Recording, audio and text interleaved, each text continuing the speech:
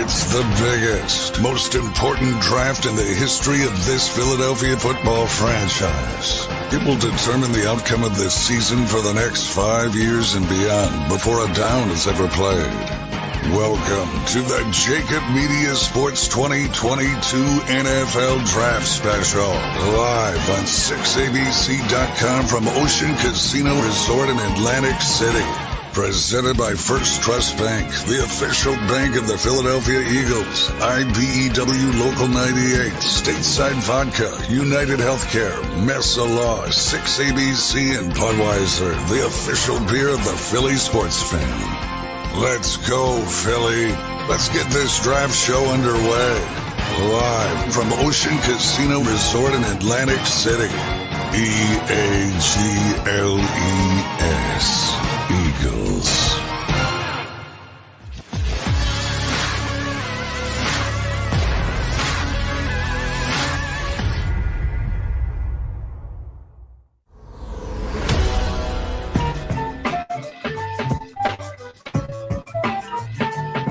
Hump Day. Welcome in. Three amigos back together, reunited, and it feels so good. What's happening, everybody? Welcome on in. He's Derek Gunn. He's Barrett Brooks. I'm Rob Ellis. We are Sports Take, JAKIB Media YouTube Network. Oh, man, guys. All right, so the countdown is on. Are you guys prepared for this? We are now 32 hours away from the NFL draft. All the mocks, all the analysis, everything. Barrett living in the film room nonstop. And finally, here we are. Barrett, how you feeling as we're just about to touch down? We haven't quite landed yet, but we're about to touch down, man. Uh-oh. We are not hearing back. Bro. There it is. Can't wait. Just can't wait, but I am nowhere closer to knowing what the Eagles are going to do than in any position I've ever been in. I mean, I went through. I've looked at so much film, countless hours of film. I looked at players. I've analyzed what the needs of the Eagles are, and I'm still no closer.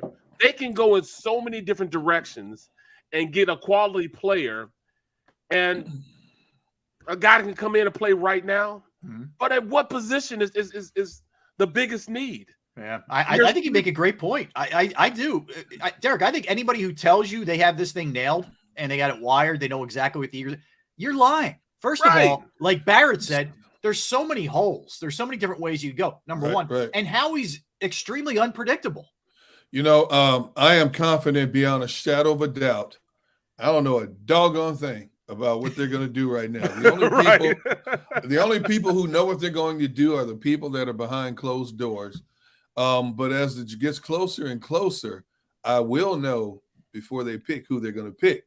But are you talking to Mom while I'm talking? Saying hi. He wasn't being rude. He was just waving. You got to acknowledge Mom, man. When Mom checks in, Gunner.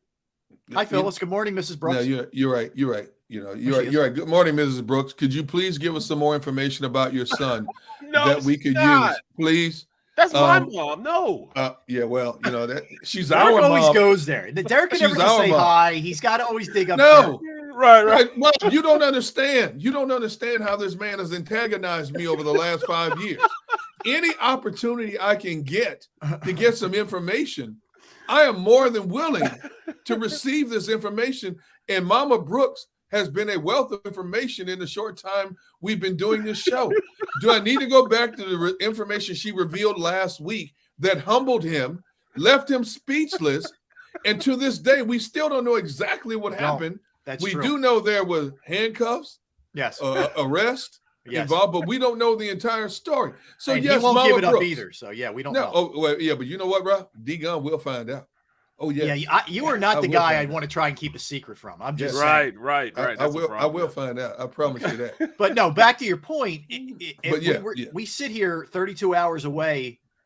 I feel like we don't know any more than we knew. Maybe since they made the trade with New Orleans to get rid of one of the first rounders. I think we're in the same boat that we were in after they made that move. Having no idea. Think about the directions they could go, guys. D-line, right? D-edge, whatever you want to call it. Yeah, or either or. They could go corner, depending on who falls. They could shock the world and take a safety if, say, Kyle Hamilton falls. They could go receiver. They could really shock the world and go linebacker. I mean, I know. You heard what? Is this thing on? No, right. I'm serious, man. I mean, there's like 6 or 7 different ways that you could go with this thing, and be filling a need that you absolutely have too. I can't say it enough. There's only one linebacker I would consider with that 15th pick or higher, and you guys know who that is. He wore that Georgia logo. That's the only linebacker. And I know there's a couple. Dean is definitely it. He's a good dude, that's it. Man. That's the dude I'm taking. Every time I've seen this kid play, Micah Parsons, visions of Micah Parsons comes in my head. You know, where Christmas is visions of Sugar Plum dance in your head. In my case, you have linebackers. It's visions of Micah Parsons dancing in my head when I see Nakobe Dean play. That's the only linebacker I would consider taking that high. You know, I'm not saying there's other linebackers that are not worthy of taking in the first round. Yeah, but that dude is a kamikaze, man. I mean, you talk about flat out assassin on defense. Can do everything. He can track you down. It's like, you know, you watch these animal documentaries and you see cheetahs tracking gazelles and how quickly they cut and all this stuff to move. That's Nakobe Dean, man. He can cut on a dime. He can do whatever you want. He's only 5'11", but I'm gonna tell you something. He plays like he's about 6'11". That's a perfect analogy of what Nakobe Dean is. Thank you. You said a cheetah tracking down a gazelle, but the only thing about it, those cheetahs are kind of they're because they're so fast, they're frail. Their bones break easily. So while they're tracking down and going and killing the gazelle, after they kill the gazelle, hyenas and tigers come and take their food. So that's the only thing I'm worried about with Nakobe Dean. Wait, what is he gets eaten up by one of those big offensive linemen, eat them up and spit them out. I didn't know where you were going with that for a minute. I didn't either. I'm like, what is he talking about? Where are the hyenas coming from? Yes. All right. I feel what you're saying. But I still take a chance on it. Yeah. Do you want this man to end up on another team in your division? What if Nakobe slides down the board and Dallas gets him to go along with Micah Parsons? Do you want to see that? Don't do that. Don't. Do you want to see that? Do you want to see him in a Washington uniform or a Giants uniform? Do you want to see that? No. Do you really want to see that? The thing is, you know, last year you don't lose your mind over them taking Devontae Smith instead of Micah Parsons, like, because we all think I think we're all on the same page here thinking Devontae Smith's going to be a really good player and showed you a lot last year. So it hurts. You feel it a little, it stings, but you're not destroyed. If they pass on one of these kids and they go on either Lloyd or Nakobe Dean, your guy there, and they turn into beasts. Yeah. I mean, it's especially in division, it's going to be brutal, man. It's terrible that my mind is always tied, and I hate that I do this. My mind is always tied to, all right, should they have taken whatever pick Dallas is taking? Yeah. And that's what it's been. It's only it's human nature, man. Well, see, I mean, for instance, you know, CeeDee Lamb. Yes. Woo. And now last year, they went out and got Micah Parsons. Yes. And both years, you know, those guys have eaten us alive when we played against them. So that's the only way I think, and I think like that just because it's always, you know, that's always my biggest spur, you know, in on my backside is Dallas. You know what I'm saying? But just looking at this draft, just like, you know, the commercial said for JAKIB Media, this is one of the, if not the most important draft for Howie Roseman as a talent evaluator. This is where we see if he's humble enough to go in and take the advice of the people around him and push his ego aside. You know, just from knowing Howie and talking to Howie, you know, I see there's a little bit of all right, you know, see, I told you so. But he's now starting to learn that, okay, then I don't know it all. And since I don't know it all, let me go in and try to mix with some guys that understand also some things that I don't understand. And I think that's why last year's draft was so successful. Just about everybody in that draft, you know, at one point or another impacted the Eagles season. So, I mean, and that's because I think Andy Weidel and you know, the rest of the scouts, he listened to those guys. So, I mean, if he goes forward like that, I think it's not going to be a problem. I think Howie's going to be good enough that he understands enough that he's got to put this together. But I want to see how he's going to go in and evaluate with his head coach. He's going to give the head coach a little bit of say, a little leeway. Evidently he has, because he went out and got a guy that's just a guy at the wide receiver position. I mean, he's not going to be one of that was strictly based on endorsement. Yes, 100% from Nick Sirianni, because the numbers aren't going to blow you away. Look, if he's a fourth, I'm okay. Yeah, that's fine. If you're counting on him to be anything more, I think is where you're making the mistake. Right. But Barrett, I think, yeah. Go ahead, go ahead. No, go ahead, dude. I was just going to say, Barrett, I think he makes a great point in that how critical this draft is for a number of reasons. One, because they had a good one last year, right? And you want to see how he really is, incorporating everybody into this thing in the pro personnel department and scouting department. 1, 2, they're teetering. They either make the right moves and they push themselves into legitimate playoff contender category where they're not just 9-8 kind of sneaking in, backdooring in with a bad schedule. All of a sudden, wow, this team's legit. Or they kind of fall back the other way and they're in that mess of 7 wins and, purgatory, if you will. Yes. I think that going back to what Barrett said a few moments ago about Howie listening to people, I think the biggest testament to that is the draft last year when he used the first 2 picks and picking guys from Alabama. This is a team that neglected the SEC and Alabama and Georgia for years, and people were screaming, why are we not taking players from that conference or those elite schools? Mm-hmm. And they flipped the script, and the first 2 picks last year were from those schools, and they're going to be cornerstones for this organization for years to come. And so hopefully they follow suit and realize that if you want to be the best, you got to go out and get some of the best. If you want to build with the best, you got to go to the best conference.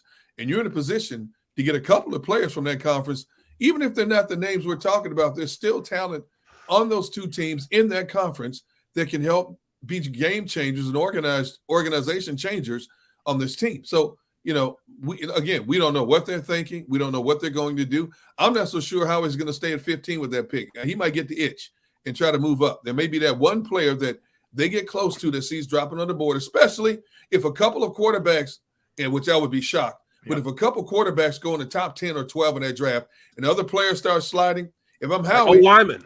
Yes. O-lineman, yes. They're going to run those, yeah. Hey, there's a lot of teams out there that need a cornerstone left tackle, right tackle out there. That means other players are going to slide. And if that's the case, I don't blame them. Derek, funny you bring that up. So, because I have no life, this is what I was doing before the show. Okay, today. So I was looking at the teams that are selecting ahead of the Eagles, and I was anticipating either offensive lineman or quarterback. I'll run them past you guys if you tell me if I'm crazy, right? Okay. Now, Jacksonville is a coin flip. They could go edge rusher, but they could.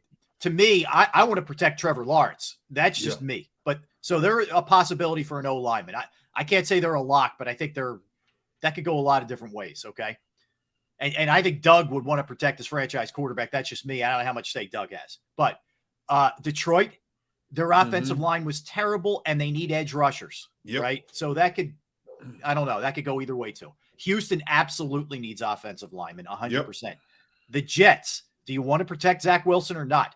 The Giants, horrible offensive line. Horrible. Yep. Okay. They're another team. I just gave you the top 5. Then you go Carolina, right. I think could take a quarterback. That rule is on the hottest of hot seats. And you're going to war with Sam Darnold? Like, give me a break. Then you get the Giants again, a possibility if they didn't take it with the other pick, they might take an offensive lineman with that pick. Atlanta, is Mariota the long-term answer, or do they go Malik Willis there? There's a quarterback, right? Then Michael Vick part 2. 100%. Seattle. What are you going to battle with here in terms of the quarterback? I don't know. And then it's the Jets. Then it's Washington. I start getting worried about some of these teams. Then it's the Vikings. It's the Texans again, and the Ravens, who are a distinct possibility to take one of these defensive linemen. Or we're talking about. So I'm just saying. I just gave you of the 14. There's probably 8 or 9 that could either grab a quarterback or an offensive lineman. That's right. Just great for the Eagles, right? You're absolutely right, man. That's why players like Stingley might drop. Hamilton might drop. All those guys, and even looking at, a guy he was actually ranked the number 1 player going into this draft, and Kayvon Thibodeau probably for the entire year except for the last month of the season. So looking at that, you're right. There is an opportunity that teams will start drafting for need as opposed to the best player available. The best player available may not look like what they need to pick up. You know what I'm saying? So I love what you're saying, man. And I did the same thing. I went through and looked at it also. And to me, it's going to be a coin flip on where these teams are going, where these GMs things. Well, that's the thing too, Gunner. Like, there's always the guy that falls for whatever reason. Like Justin Jefferson, there was no off the field stuff or something leaked at the last second. For whatever reason, he just started. People categorized him as a slot receiver, which we know now is ridiculous. But anyway, he started falling. There's no way people saw him possibly sitting there when the Eagles were selecting. I'm not trying to bring up a bad memory here. I'm just telling you. But you did. I did. But it happens all the time. So to think that it's impossible, I don't know if Thibodeau falls that far. But you could see Hamilton falling possibly, depending on what the needs are of other teams. Then all of a sudden you look at it, you're like, all right, I got to get up 2 or 3 spots to make this happen. 100% that's in Howie's wheelhouse. Right. Yep, and if you look at like a player like Evan Neal. Evan Neal was supposed to go top 5 pick, but everybody's starting to question his love for the game, like they did, like they're doing Kayvon Thibodeau. Questioning his love for the game. No character issues. It's just whether he wants to play. Is he that tied into being that type of player? Derek Stingley also. Everybody's questioning, can he really play? I mean, he had one great year. I mean, off the charts year. And then he dealt with injuries. And then, his last year, he was injured again. And he just it didn't seem like he was totally tied to being the best cornerback in the league. So, and they were terrible. And he almost fed into it a little bit. Exactly. Which kind of makes you nervous a little. Exactly. So that's one of those, all right, does he have that will to win? Does he have that will to go out there and be the best he can be? I mean, he had that LSU, man. He had the LSU jersey on. He wore number 7. When you wear number 7 as a DB, you big time. So at this point, it's just so up in the air. I love the fact, man, that this is one of the best drafts I could, looked at in a long time where the strengths of this draft are the inequity of the Philadelphia Eagles, wherever, the secondary, defensive line, linebacker, wide receiver. That's the strength of this draft. Yep. I don't care if a player loves playing football anymore. You can put Fletcher Cox in that category. Fletcher has openly said he doesn't love football, but he's good at it, right? If a player, when he puts straps on the gear and steps between those lines in a practice field or a game, if he's giving me 100% and he's an upper echelon player, by all means, hate football as much as you want, as long as you're ready to go to work when we go to work.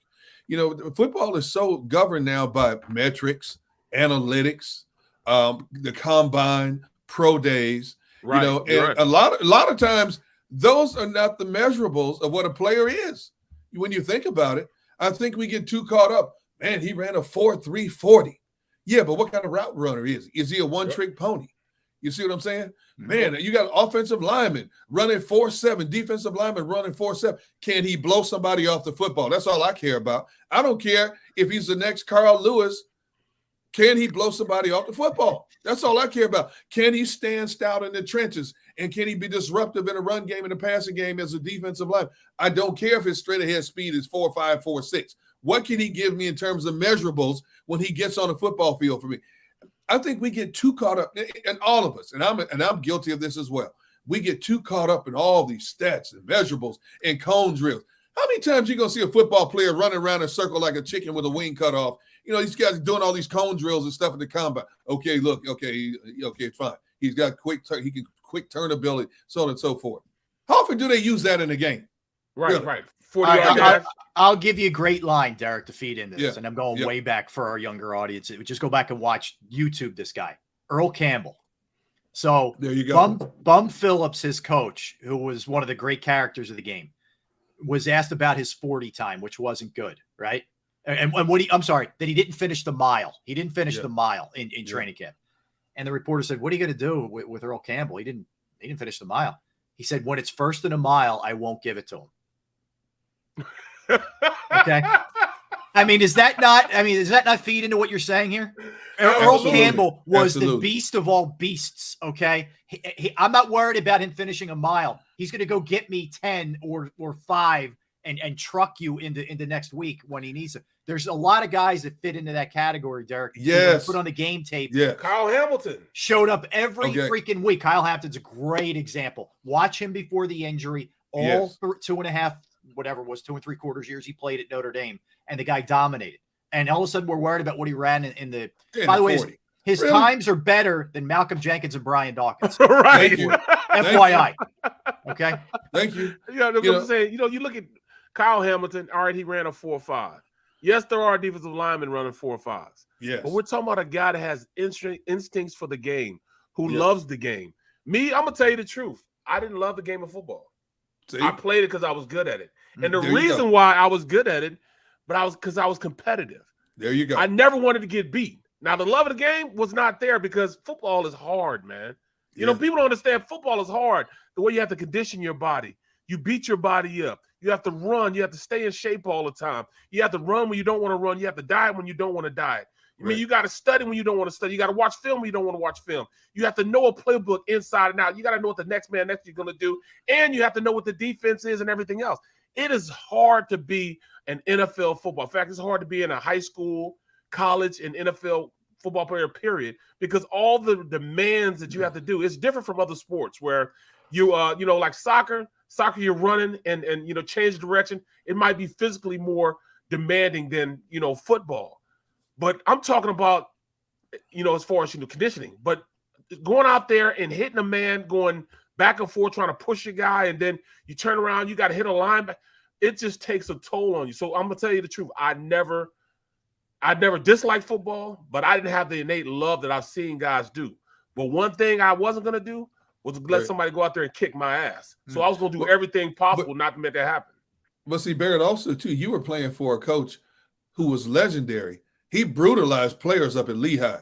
I was up at Lehigh during the whole Andy Reid tenure, man. No, I wasn't Andy. I was with Ray Rose. You didn't play? You weren't here for Andy? No. Okay. But Ray too. Ray killed us. You play for coaches like that. They brutalize players up at Lehigh, man. I mean, from a media standpoint, I think we were sick, man. We couldn't wait to get up there. For the first day of hitting, I would get up there early to get a good spot. Because Andy Reid, when the first day of hitting, and you knew beyond a shadow of a doubt, not one, not two, but several fights were going to break out during the first day of hitting. It was always the case. And how many players talked about how Andy Reid would beat up his players so much, man, there weren't enough ice baths to go around between practices to get you ready for the afternoon session in the sweltering heat up at Lehigh. Bro, I was in my rookie year. We were in Westchester. Now, you didn't know about this, because Westchester was the worst of all. Rob. I remember it, yeah. They put us in, it was like the dorms were the worst. I used to go up there all the time, Derek. I know. They were terrible. And we practiced down in this little valley where there was no wind in the valley. It was just smoldering heat, man. And it was just the worst. And then back in those days, we had camp for 7 weeks. When you're a rookie, you had camp for 7. It was rookies and selected veterans had to come into camp 7 weeks. And the veterans didn't have to be there until the week after we got there. So when the veterans come in, then we had already been there for a week. So we're already beat up. And then the veterans come, and then they continue to just massacre our bodies. But we'd have a 3-hour practice in the morning, a 2.5 practices in the evening.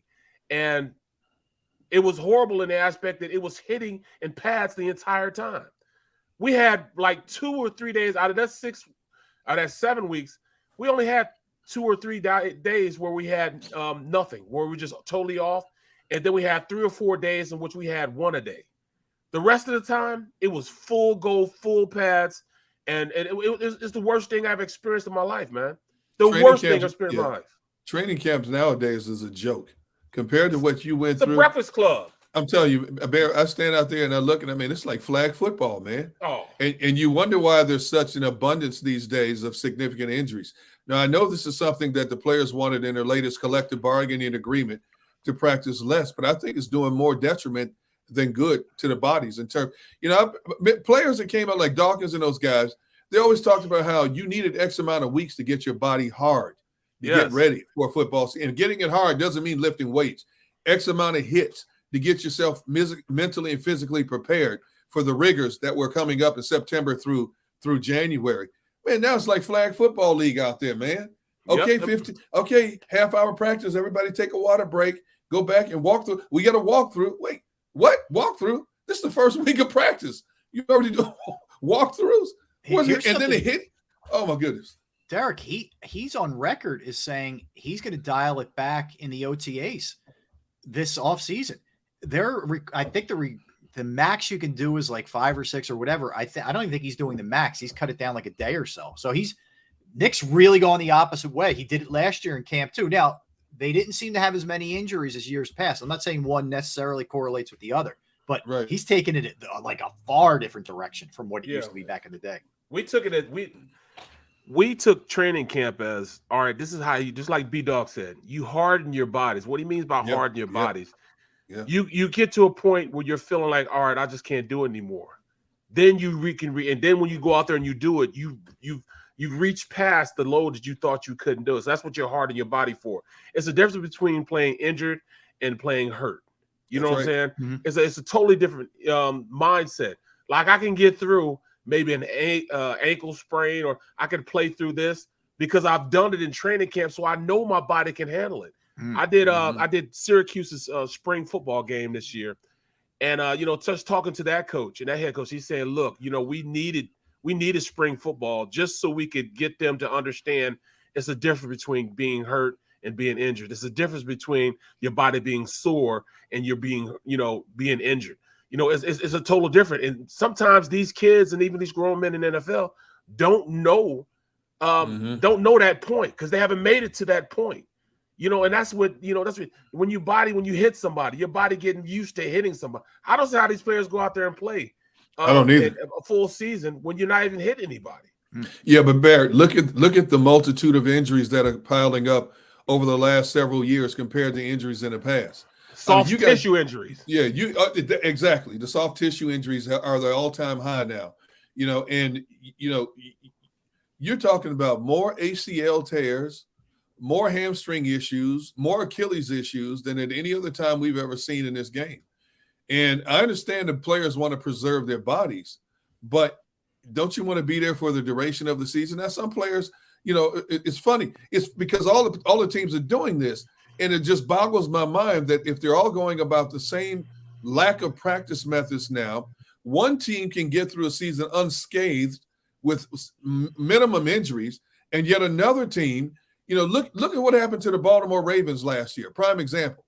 They lost their top 3 running backs. Then they lost their top 2 cornerbacks. They had players falling by the way, and I'm talking ACL tears, Achilles. Mm-hmm. It was like every other day a significant player was going down. But yet another team sidesteps all the major issues. And I'm trying to figure out, same makeup, same body structures. And does it come down to training regimens? How do we not give trainers maybe enough credit for preparing players a certain way compared to some other trainers? Well, I think some of it's tough, guys, because they're Barry, they're bigger and faster now too, and your joints can only take so much. Your tendons can only take so much. Yeah, Brian N hit it on the head, hit the nail on the head. Yeah. Says because these guys are bigger, stronger, and faster. Their tendons, however, yes, that's exactly what it is. Yes, I mean you got guys, like the kid Jordan Davis, who's 6 foot, 6'6", 6'7". 6'5" around there, running a 4.7 40, and the human body is barely meant to walk upright, let alone running into a grown man full speed, man. And these guys are bigger, stronger, faster. I can remember when I first got to the NFL, they wrote an article my rookie year about. They said there was only like 28 guys in the NFL over 300 pounds, and I was one of them. And I was 302. It was only. I mean, now. They have guys that are, 350 coming out right now. They have high school kids 350 playing ball. And running 4.6, 4.7 40s. So I don't know what they're doing, what they're feeding these kids, the chicken that they're eating. I mean, whatever it is, these kids are bigger, stronger, and faster. And I just don't understand how these kids are at the level they are. But you know what? They said the same thing about that when I got there. Because when I got in the league, I can remember, the original Hogs. Everybody thought they were just huge. Well, actually, those guys, they only average like 290 pounds. Well, this day and age, if you're a starting offensive lineman and you're under 300, it's news. Oh, yeah. We talk about Kelsey like he's just some tiny little guy. He's just not an enormous behemoth like most of them are. Right. I mean, but we act like Kelsey's like 5'2", $120.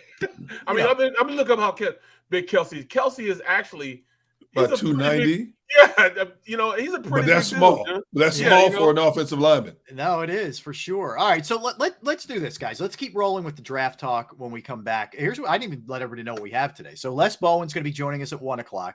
We're going to talk about the NFL draft and what the Eagles may do with Les. That'll be at 1. At 2:00, Rich Hoffman Jr. is going to join us. He covers the Sixers for The Athletic, man.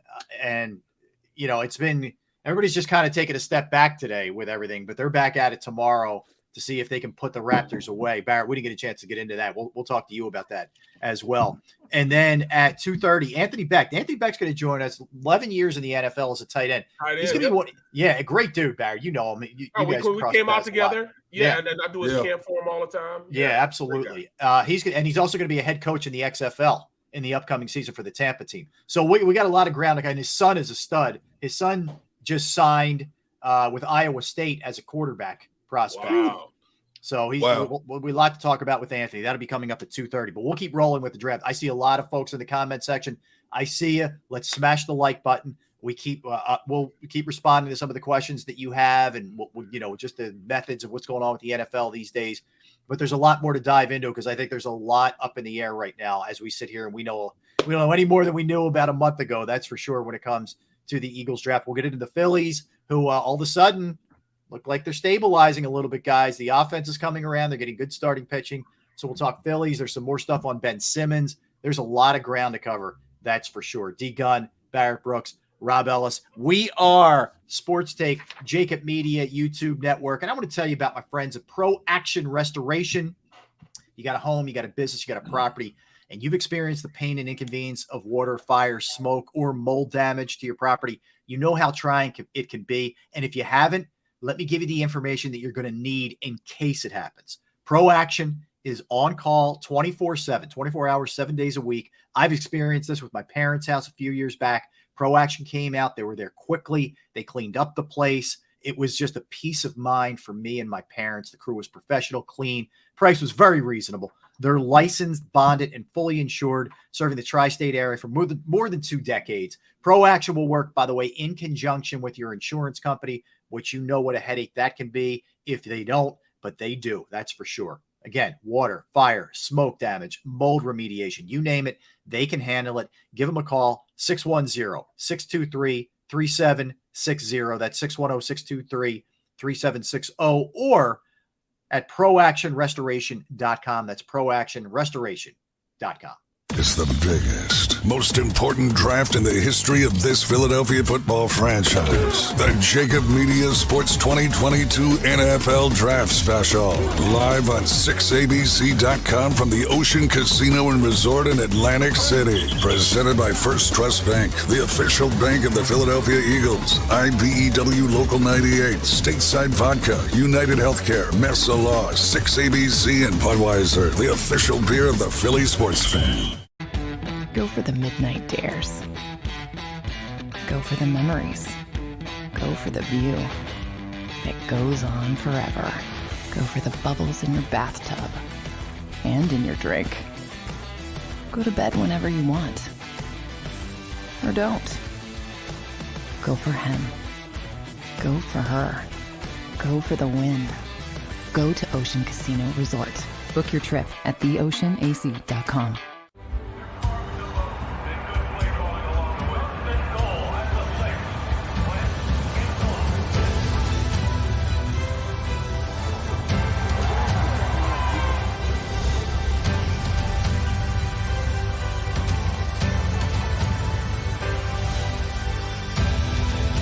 Field of life, First Trust Bank is there for you. Champions on 3. 1, 2, 3. Because Philadelphia dreams deserve a Philadelphia bank. All right, did you know I was the Mommy Slam Dunk champion? Really? Yes, really, don't sound so surprised. Let's see it. Oh, you're ready. All right, here we go. Let's hear the crowd. So go to right, go to left, fake a mom. Mama, go up, mama! She did it. Again? You can't avoid gravity, but United Healthcare can help you avoid financial surprises by helping you compare costs and doctor quality ratings. United Healthcare. At Stateside Vodka, every new customer gets the world's best rocks glass, free. What's that? A rocks glass? You're telling me that bottle is cut in half? You could say that. Holy shit. The glass is for cocktails, right? It's for this, this, this, and that. Is the length of the glass equal to your... You betcha. But is it made out of... Glass? Yeah, okay, but is the rim... Smooth? Will you stop doing... That? I'm the professional here. And you're telling me I can get one of these glasses for free? That's right. 1 free rocks glass per customer with each first-time purchase of Stateside Vodka. All from the company that's highly awarded. 0 carbs, 0 sugar, and deliciously tasting vodka. So good, it just disappears.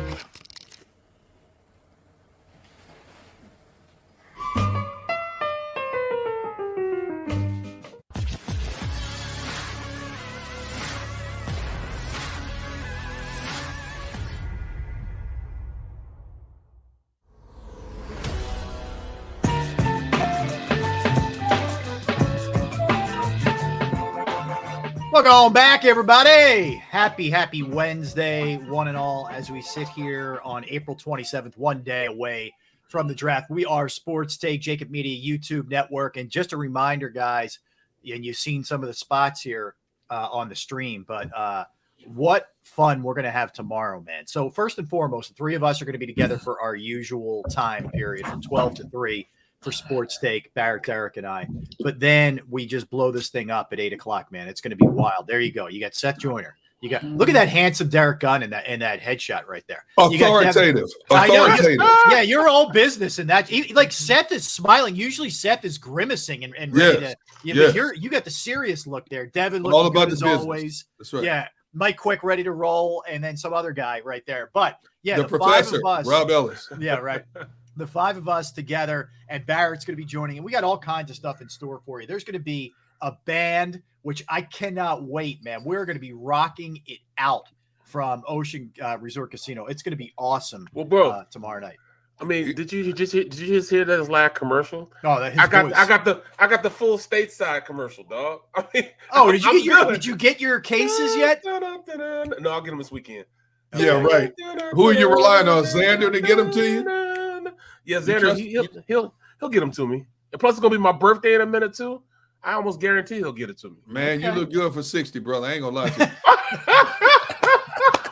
It's rough. I ain't gonna lie to you, man. Yeah. 50 years old, man. Can you believe it, man? But hey, man, that's rough out in this stream. It's rough. Man, these streets are rough. All right, it is, man. Speaking of what we were talking about as far as the draft, and I'm watching the stream, and how is a great GM outside of drafting? Jeremiah. Wow. They are ruthless. Yeah, nobody said it was going to be easy, man. Yeah. Right. But how about draft this history, man? Hey, Barrett, how about this one? Daz Deals.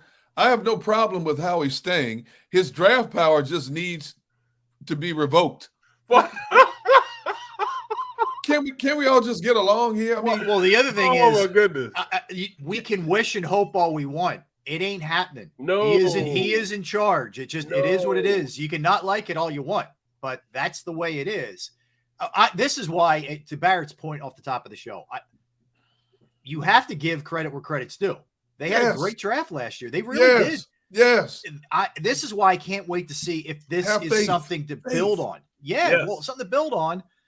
And yeah, whatever. If Howie was humbled or he just is philosophically looking at things differently, good, whatever. I don't care how we got here, but they have to build on this, guys, because when you go in, if you're not going to be super aggressive in free agency, or making trades or whatever, which they made some moves, but they weren't super aggressive. You better be right in the draft. You better get it right. Yeah, that's it. Look at it, Rob. Was that Soul Blaze? Howie couldn't pick the right Daisy if it was the only one. Yeah, that ain't right, man. That's not right. That's cold-blooded. I can't, man. I can't say that. That's not right. I can just go. It's always been for me. What have you done for me lately? Yeah. And there you go. When I look at how it's done lately, I mean, he's done pretty good at last year's draft. And you have to build. These days, you have to build in the draft because the price of free agency has gone up so much that if you don't, you're going to fall behind the rest of the league. Well, and I'm glad. Go ahead, Barrett. God, I'm sorry. I'm just saying, if you can't build in the draft, you're going to have to go in free agency, and then you're going to be up against the cap every year. Yep. Free agency, you just can't live by that anymore. We lived by free agency. When we won the Super Bowl, all those free agents we had, we brought in Howie Long, Chris Long. You had LeGarrette Blount, Alshon, Timmy Jernigan, Patrick Robinson. Robinson. All these guys had substantial reps, and the reason why we won the Super Bowl was probably because of how we brought these free agents in. Well, you just can't do that anymore with the salary cap being the way it is and being strapped like that. You have to draft within. So say what you want to say about Dallas. Dallas has done a hell of a job at drafting. Say what you want to say. I mean, they got their defense, their offense, all those guys that they're playing with on the offensive defensive side of the ball, for the most part, are from their draft. They're drafted guys. That offensive line, quarterback, running backs, receivers, secondary. Cooper, linebackers, that was a free agent. You look at the linebackers: Van Der Esch, Parsons, Smith. Defensive line, all those guys were Diggs in the secondary. But the biggest problem is, as well as they've done in terms of drafting, that window is short. Because you can't pay all of these guys. That window's short. So if they don't get it done within the next couple of years, they may have to start this process all over again. Oh, too bad. Dallas may not win another Super Bowl for another decade. How about 2 decades plus? Long as Mike McCarthy is the head coach down in Dallas, yes. You know what? I'm happy. Yeah, that's my double agent. That's my double agent. That's right. McCarthy and Jerry are just a beautiful thing, man. Just like Daniel Snyder is in Washington. He caught lightning in a bottle one year, won a Super Bowl in Green Bay, and then after that, people are like, how much longer are we keeping Mike McCarthy? Right. How much longer? So I mean, think about you can't emphasize enough that last play, how their season ended. Yeah. Between the coach and the quarterback. I mean, it's as boneheaded as it gets. It's the ultimate lack of understanding the situation. It's unbelievable. But the other thing is, Derek, you look at this offseason. Look at how much teams gave up to get a Tyreek Hill. How much teams paid guys who are, frankly, Christian Kirk, mediocre-ish, maybe a little better. So I can't kill the Eagles for that. Would I like them to be more aggressive in some areas? Yes, but I looked at some of those prices, man, of what some of those guys were getting, and it was mind-boggling. Bro, to get a Deebo Samuels, and I was on board with that. And when I really sit back and I saw what Tyreek got, man, a first rounder, they'd probably had to ask for a third rounder, fourth rounder, seventh rounder. The second born, not the firstborn, but his second born kid, you know what I'm saying, and a little cousin, just to get a guy like Deebo Samuels. And Jeffrey's 2 Oscars or 3. Right. So it's just ridiculous what free agents are getting these days. So you have to build through the draft. Go ahead, Barrett. I'm sorry. No, go ahead. I'm done. Look at what Daz Dino just said. We don't draft dogs. We draft guys with pocket protectors. What? Are you serious? Are you serious? We don't draft dogs. We draft guys with pocket protectors. We draft nice guys. Really? I don't know. I think Milton Williams has some dog in him. I think Landon Dickerson has some dog in him. A lot of dog in him. Devontae Smith has some dog in him. I mean, those are not pocket protector type guys you're talking about here. No, like we said, it was a good draft. I mean, but there's still visions of Rager. There's still visions of Whiteside. There's still visions of Donnell Pumphrey, Sidney Joe, all dancing in our head, right? And it's hard to get that stuff out of there. For whatever reason, that sticks even more, I think, than the good picks. So rightfully so. People are on the fence here, and I think that's fair. But you're in a position, at least on paper, at 15 and 18, where you should be able to get major impactful players one way or the other. I'm not saying it's foolproof, but you should be able to. I believe in Howie's process for 2022. I'm going on record right now. Okay. Whereas Rob went on record saying they're going to take a linebacker in the first round, which you missed that. Were you here for that, Derek? You missed that, Barrett.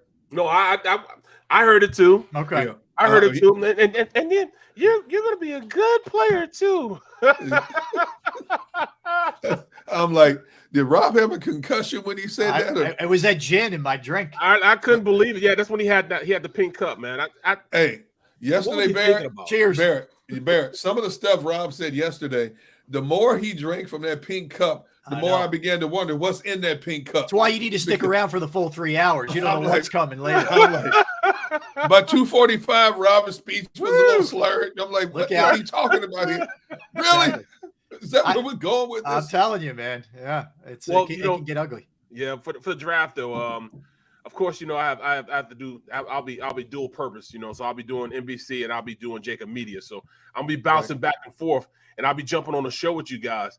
But I just can't wait to see, what corresponds in front of Howie, and how is that going to dictate how aggressive he is, how nonchalant he is, or even how unaggressive he is in dropping back. I want to see it, man. I want to see, where this all goes, because I still don't see how you think a quarterback's going to be drafted in the first round when I don't think it's first round talent. I mean, but Barrett, if there's ever a position where they make that mistake, it's that one, man. I agree with you. People jump. Look at the Jets. I kept telling people with the Jets. I'm telling you, look, this kid is not it.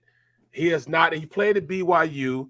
He was more of a guy that that had great throws when he was under pressure outside the pocket. He doesn't run, great offense from inside the pocket, running regular offense. He got mostly his big plays from scrambling and improv. Improvisation. You can't run an offense like that. And we found that out with Jalen at the beginning of the year. We run these read options. Well, RPOs. When you look at it, teams understood how to take the run away and the pass away. So it becomes improv after that. So he couldn't go out there and have a successful offense with improving all the time.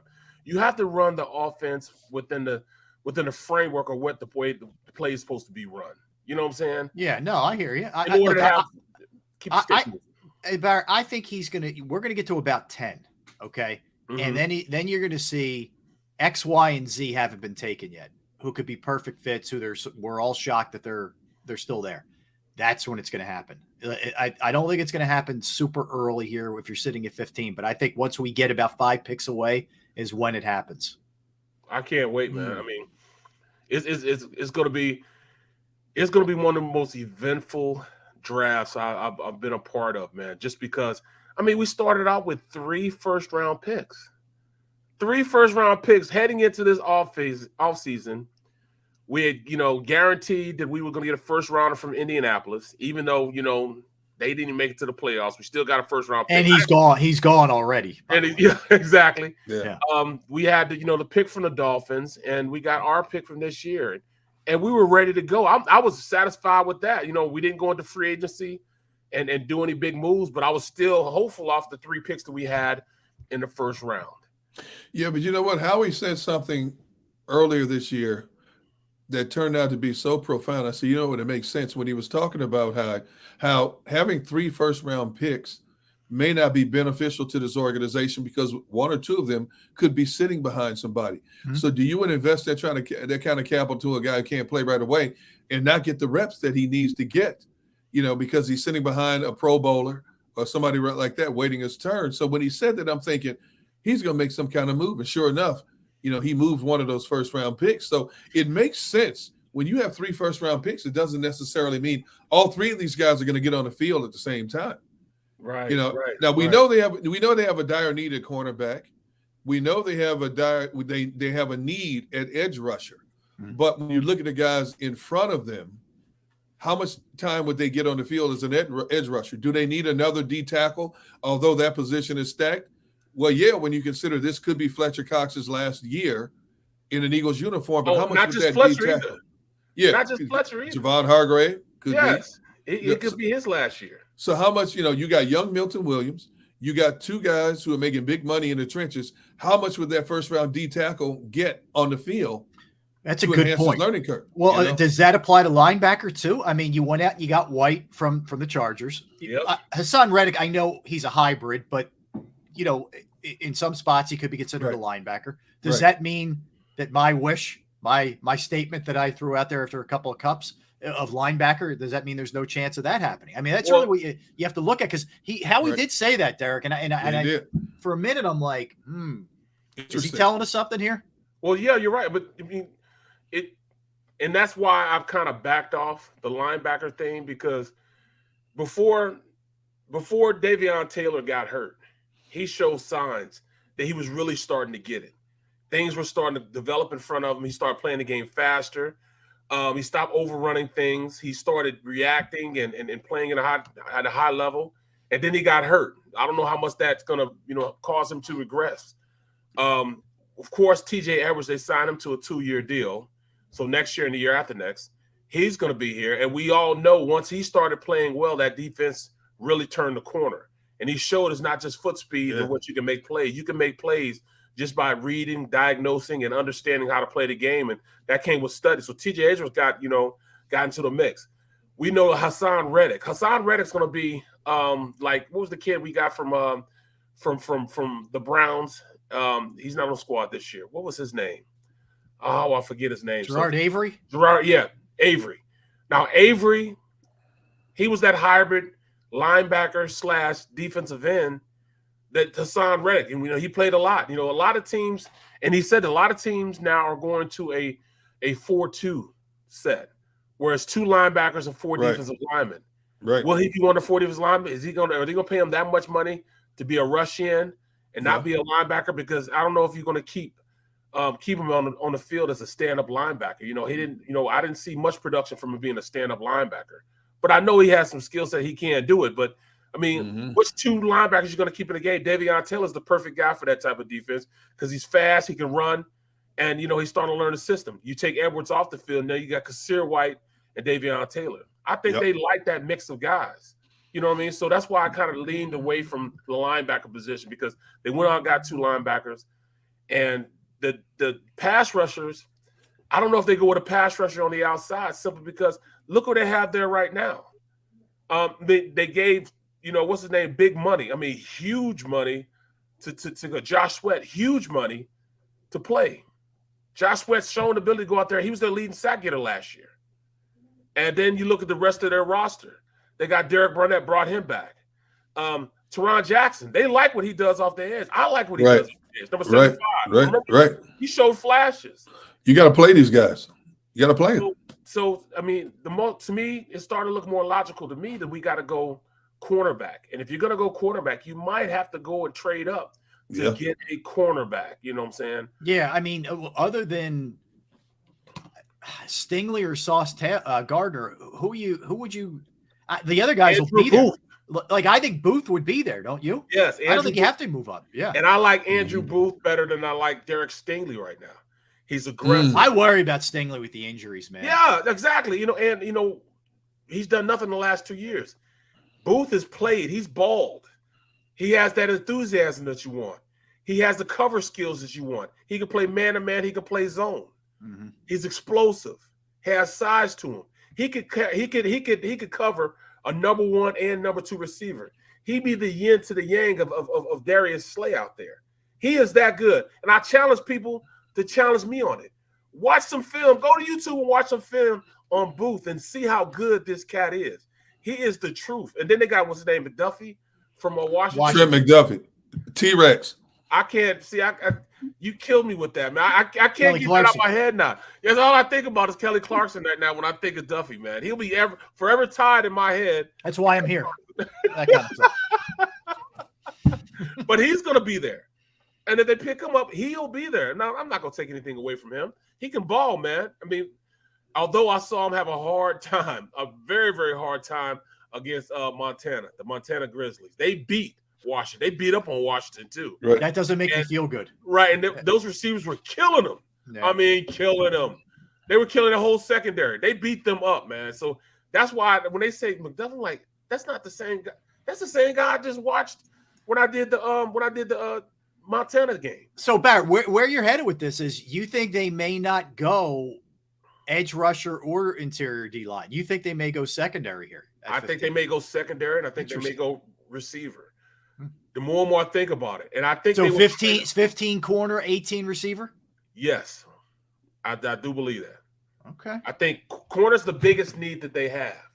The biggest need right now is the cornerback position. What about wide receiver? Don't overlook wide receiver. That's 1A. It's one. They need the pass catchers bad, man. Absolutely. You can't go into this season with the same collection of pass catchers you had in 2021 and expect, extreme improvement in the passing game. You can't. There's too many question marks. Yeah, outside of Devonta Smith and your tight end, there's too many question marks in the pass catching game. Derek, I'm with you. And you know what I hear a lot from people, and I'm not even knocking him necessarily, but Quez Watkins hasn't done nearly enough for the amount of love that he gets and benefit of the doubt he gets from people. Like, I hear a lot of people say, hey, you're fine. Just plug in Quez Watkins at the second spot. I'm like, really? He was plugged in all last year. Yeah, I haven't seen nearly enough to say that guy's a number 2 in the NFL. Look at how many teams have 2 absolute beasts, maybe 3. The Eagles are nowhere near that. Dallas, you look at the Giants also. Yeah, but see, when we talk about a Quez Watkins, was it him not producing or the quarterback? Yeah, or the quarterback. I remember you said that 2 days ago. Yeah, and then you made a great example. A great example when it was the last game, the playoff game.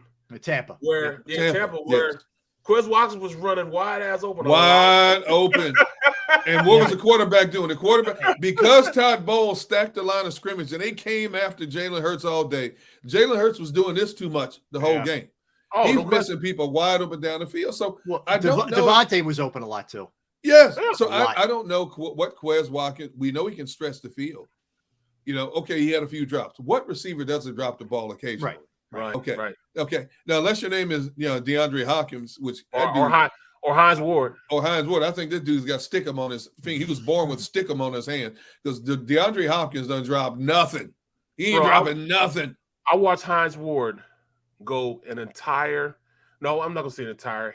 It was 2 weeks before the season ended, where Hines Ward did not drop a pass the entire season. For 14 weeks, he didn't drop a pass in practice. No pass. Wow.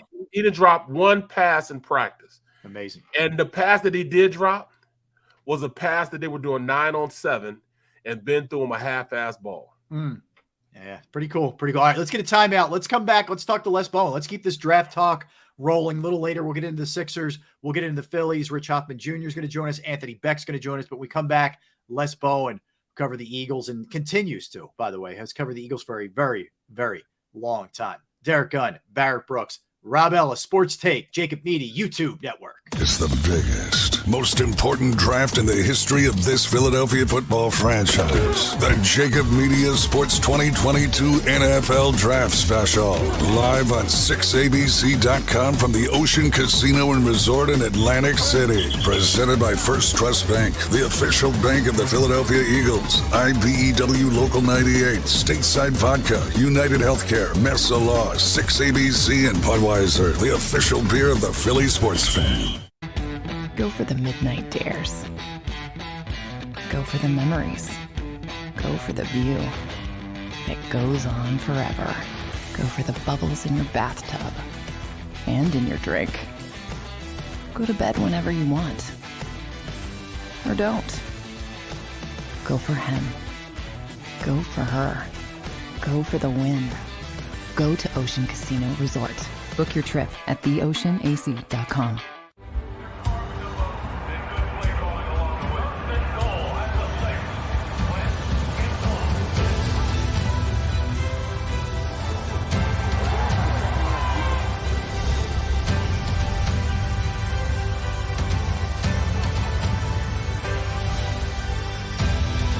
On the field of life, First Trust Bank is there for you. Champions on 3. 1, 2, 3. Because Philadelphia dreams deserve a Philadelphia bank.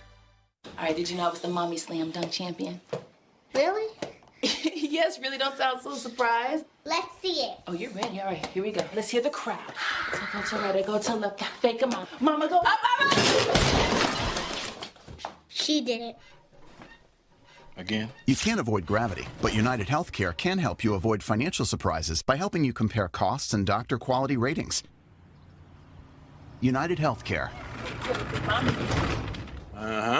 At Stateside Vodka, every new customer gets the world's best rocks glass, free. What's that? A rocks glass? You're telling me that bottle is cut in half? You could say that. Holy shit. Glasses for cocktails, right? It's for this, this, and that. Is the length of the glass equal to your... You betcha. But is it made out of... Glass? Yeah, okay, but is the rim... Smooth? Will you stop doing... That? I'm the professional here. And you're telling me I can get one of these glasses for free? That's right. 1 free rocks glass per customer with each first-time purchase of stateside vodka. All from the company that's highly awarded. 0 carbs, 0 sugar, and deliciously tasting vodka. So good, it just disappears.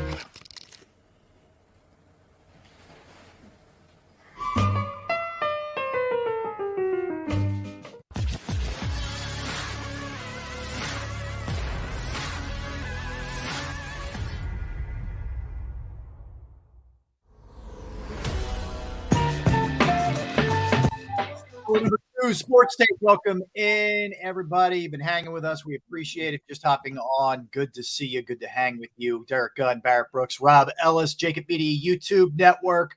And our next guest has done an unbelievable job of covering the Eagles for a long time. Les, when did you get on the Eagles from the Flyers? First off, happy to have you with us, Les. Appreciate it. Good to see you. It was 1853, Rob. No, actually, it was 2002. It was 2002. Yeah, it's been 20 years. Yes. Amazing. And Les still writing as well and still keeping a very close eye on things. Very good Twitter follow as well. So, Les, I'll start with this. And I like to pose this to our guest that we haven't spoken with before. Your gut, right? As we sit here now, getting closer, thank God. It's tomorrow. Yes, but at 15 and 18, what's your gut telling you in terms of a possible move up, move down with a guy like Howie who's can be aggressive and unpredictable at times? Well, this time around, I really have no inside information whatsoever. Sometimes I have a little bit, but I haven't, this year, no. I like, from what I hear about this draft, a lot of people say there may be a dozen or a little more than a dozen real difference makers in this draft. Not good, there are a lot of good players, but real guys that are going to start right away and make a difference in your team. For that reason, I would try to move up from 15, at least into the top 12. And you can't, you don't have to move up to the top 5 or anything. It's not that expensive to move from 15 to 12 or 11 or 10. The problem is, do the teams there want to deal with, want to move back? And then with 18, I'd think about moving back because I'm not sure that the guy at 18 you're going to get is any better than the guy you're going to get at 30, really. And they might both be good players. It is supposed to be a pretty deep draft. And you could probably recoup whatever you spend to go from 15 to 12 by moving back from 18 to late in the round. Theoretically, you have to have other teams that are interested in doing all this stuff, I guess. Interesting. But, yeah. I'm sorry. Go ahead, back. I was going to say, where are you at as far as, the biggest need for the Birds at this point? Oh, boy. Well, for me, it would be corner. But I know, I went into last year's draft thinking that was their biggest need. Especially in the second round, one thing I was really amazed by last year is we got through to the third day of the draft before they took a corner. And it turned out to be a guy that has some potential, Zach McPherson in the 4th round, but he wasn't like, Patrick Surtain or J.C. Horn or, that's kind of what I was expecting last year.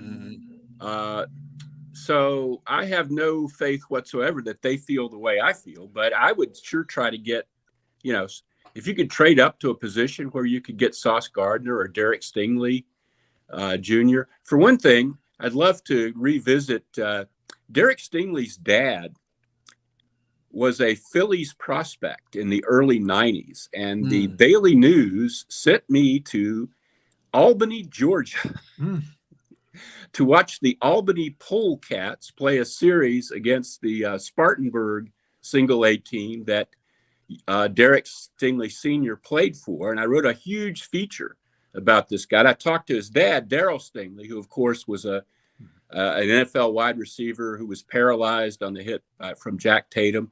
So that'd be a heck of a story if they ended up with Derek Stingley Jr. But,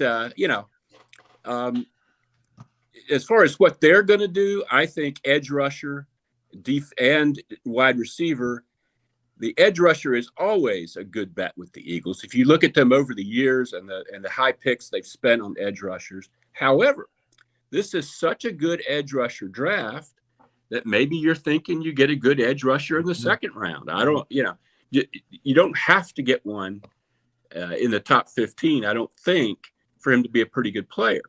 So I like, edge rusher, wide receiver, corner. Those are my priorities. I'll be shocked if they take an offensive lineman this year early, or, they could take a defensive tackle, the guy from Georgia.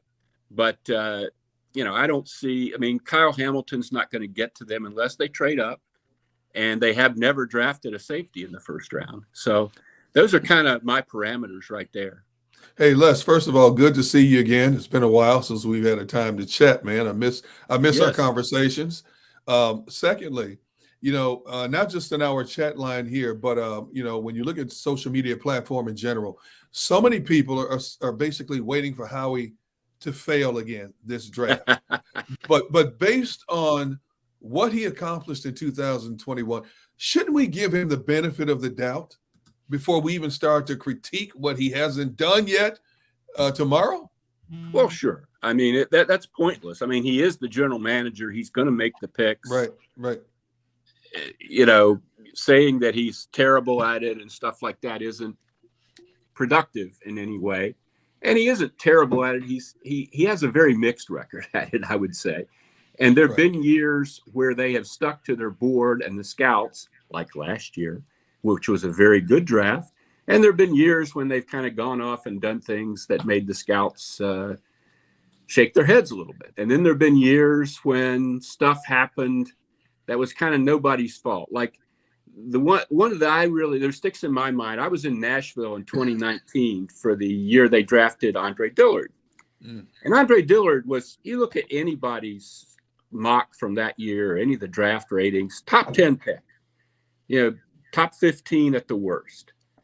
And he dropped, and they jumped up to 19 or 22 to get him. And, it wasn't a great pick. Andre Dillard is still going to play in the league, I think, and be a starter somewhere, maybe here, who knows. But it wasn't what they hoped. And frankly, they hadn't done the work on Andre Dillard because they never thought they would have a chance to draft him in the first round. Right. After the fact, they kind of talked about this phone conversation he had with Jeff Stoutland, but they didn't bring him into NovaCare.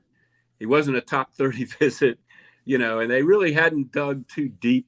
If you talk to like the first training camp, Derek, I think you might remember this, Andre's coaches, high school coaches from Washington State came to camp. Yep. And I was talking to them, and they had this really funny, at the time it was a funny story about how Andre had been a basketball player and didn't want to play football. And when they finally got him to go out for football his sophomore year or freshman year, he did really well. And he was thinking he was going to be on the JV.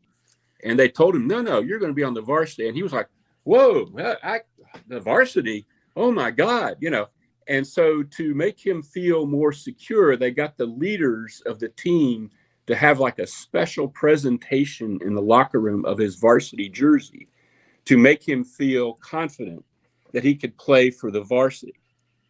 Well, if the guy's tearing it up, that's a funny story.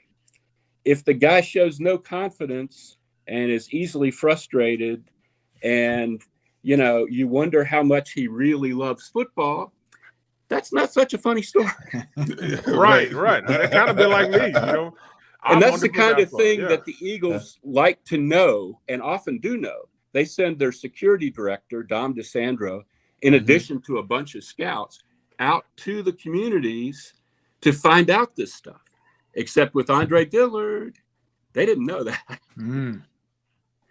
That's pretty fascinating stuff. That is good insight there, Les. So I guess the question just off of that, Howie, we know, can tend to bounce back. When it happened with Chip Kelly, and he came back stronger and they won a Super Bowl.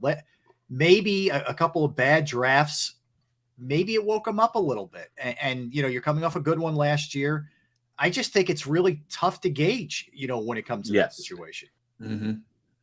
It really is. And I honestly think last year they know they had the right process. They stuck to the board.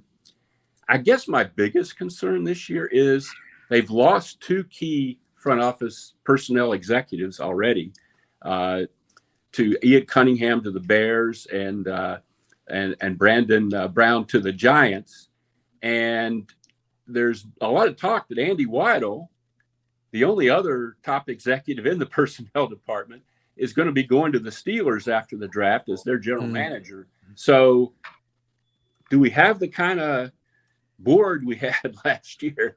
Is it as well vetted and as great question. Sourced as last year's board was? I guess that would be my biggest concern. I kind of think Howie knows now where a lot of the landmines are when it comes to drafting. Interesting. Well, you look at last year, and obviously you went at it from a unique perspective, Les, after covering the team up close and personal for so long. But what's your sense of a couple different things? Let's start with Nick Sirianni. I mean, a guy who they dug out of a big hole early, to his credit. They got in the playoffs in his first year. That's not an easy thing to do as an NFL head coach, no matter how many teams are getting in now. But there's also still a lot up there where you say to yourself, I don't really know here. What do you think about Sirianni? Well, I think he motivates players pretty well. I think they respond to his enthusiasm and his diligence. And, I think he builds them up, which a good coach does. He cares about them. He looks for ways to help them succeed. I think everybody gets that. I don't know. I think Sirianni, what happens with Jalen Hurts is going to have a lot to do with how Sirianni is perceived. If Jalen Hurts treads water or goes backwards this year, the team is going to tread water or go backwards this year. If Jalen Hurts' is hard work and, diligence and toughness and all that stuff that he has somehow lets him become, a top 10 type quarterback, and they make the playoffs with a real chance to win a game or two this year, then, Sirianni's set. I mean, he's a genius at that point. But I still think it's hard for me to shake the feeling that with Sirianni and with some of his top assistants, that these are guys that were fetching coffee 10 years ago in the NFL. They were not, it's not like he was the offensive coordinator who did this and that somewhere, and that's not fair because, Andy Reid was a very low-level assistant for a long time before he had actually become the quarterback's coach of the Packers before the Eagles got him. But, that's not fair, but it's something I think about, is that you're not dealing with a depth of NFL experience with these guys in terms of their coaching backgrounds, and especially Nick. And I do still have some questions, I guess, is a long rambling answer to your question. Wow. But I like the guy. I think he's smart. I think he's a good person. I think he's, he has the tools to become a really good coach.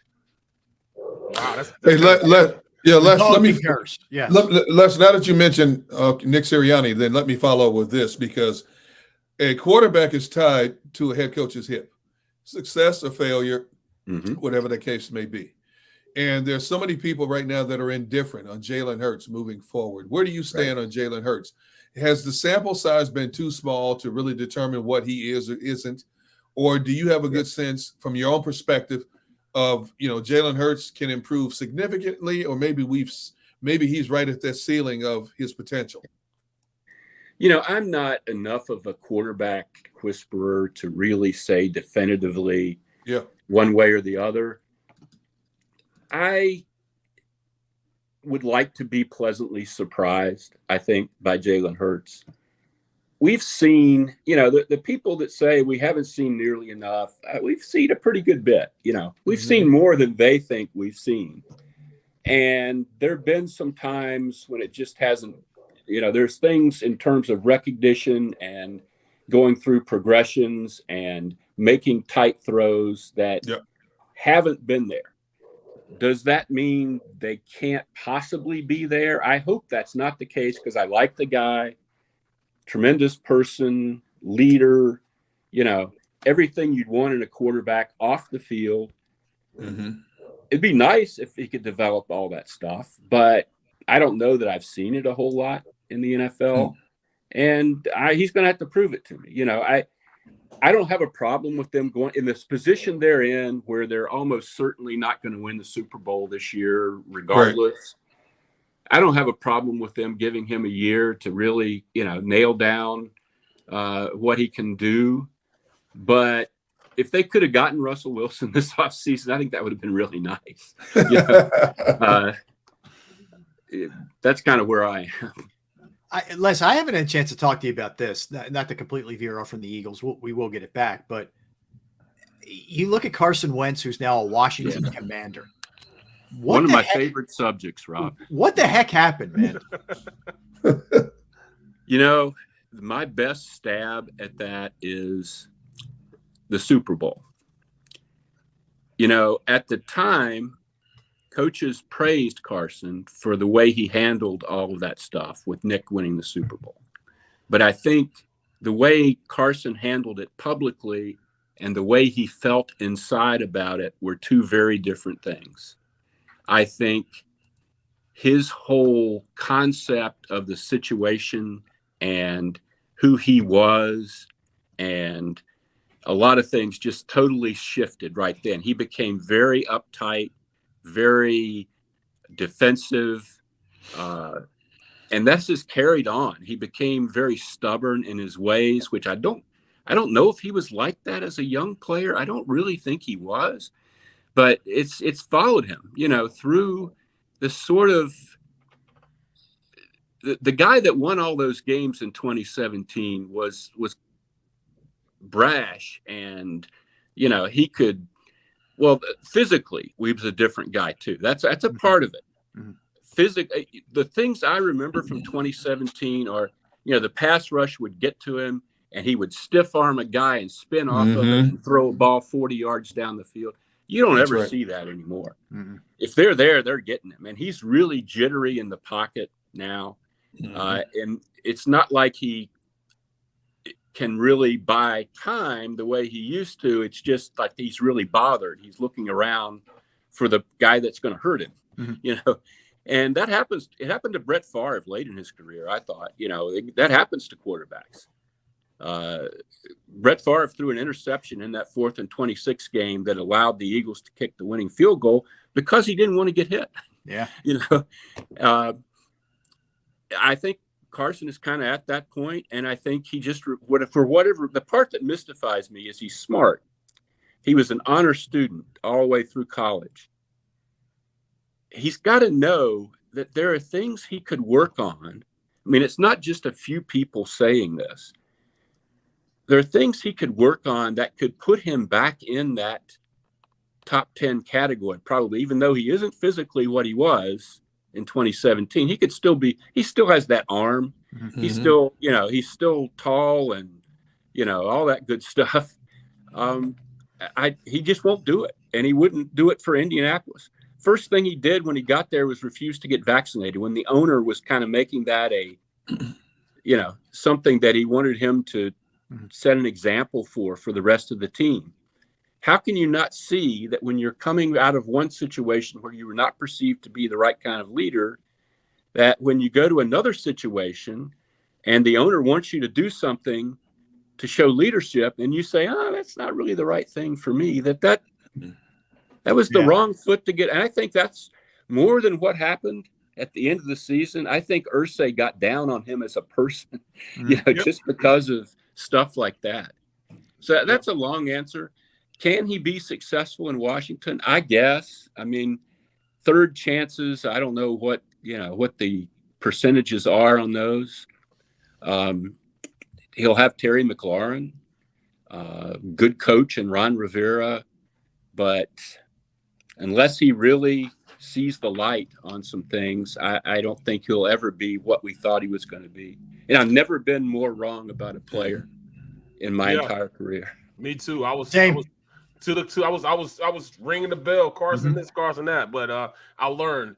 So I'm not going to get caught up in the same situation with Gannon, as far as, him being the defensive coordinator and understanding, all right, this is a great draft for defense, and I think they are going the right defensive positions. I think they are going to go defense.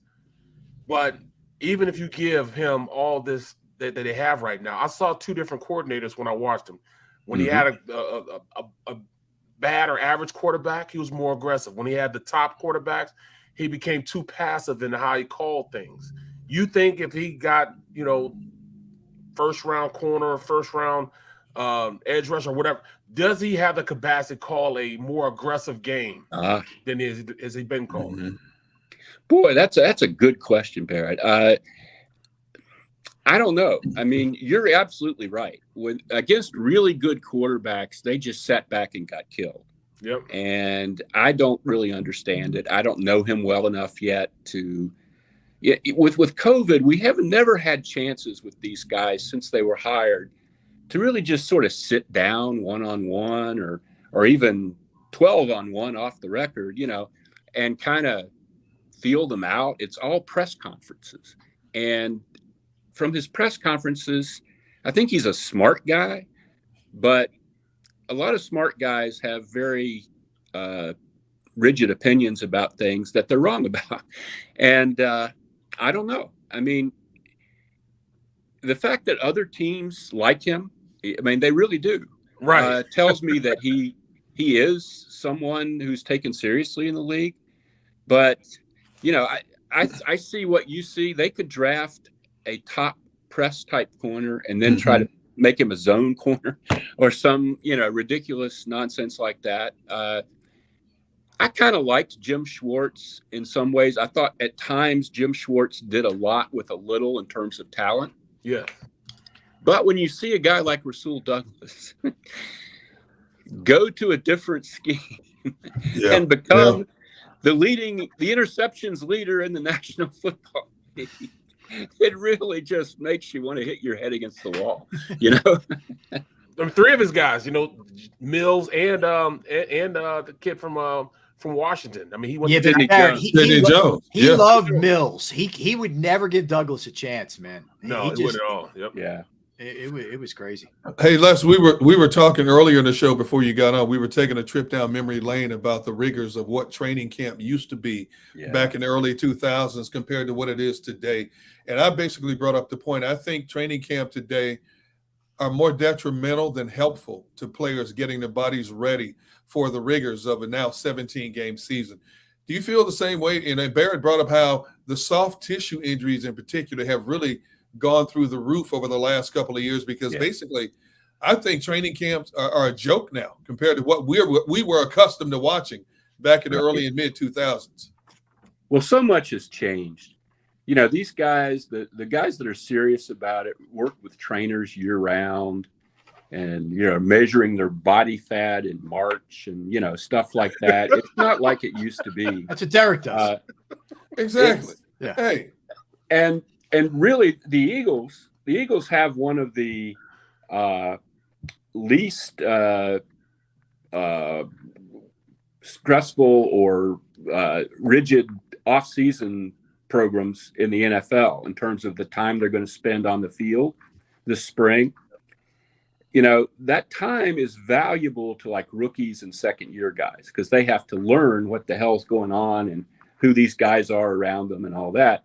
But for Brandon Graham and, Jason Kelsey, let them go home, I mean, you can't because you have to have somebody to teach these young guys. But I think training camp is largely a waste of time for veterans who aren't changing schemes, and there has to be a way, especially now that you're playing a 17-game season. They have whittled the exhibition season down a little bit. I think you could go with one game and a bunch of, practices against another team and shorten the whole thing down by a couple weeks and really have fewer injuries. And the Eagles had decent injury luck last year, by the way. Yeah. By doing things a little less, strenuously. No doubt. No doubt. So Les, how was being able to take a step back from the craziness for all those years? How was the past year or so? I've enjoyed it, Rob. It's a little bit, you're used to a routine and you're out of that routine, and it's kind of odd in that way.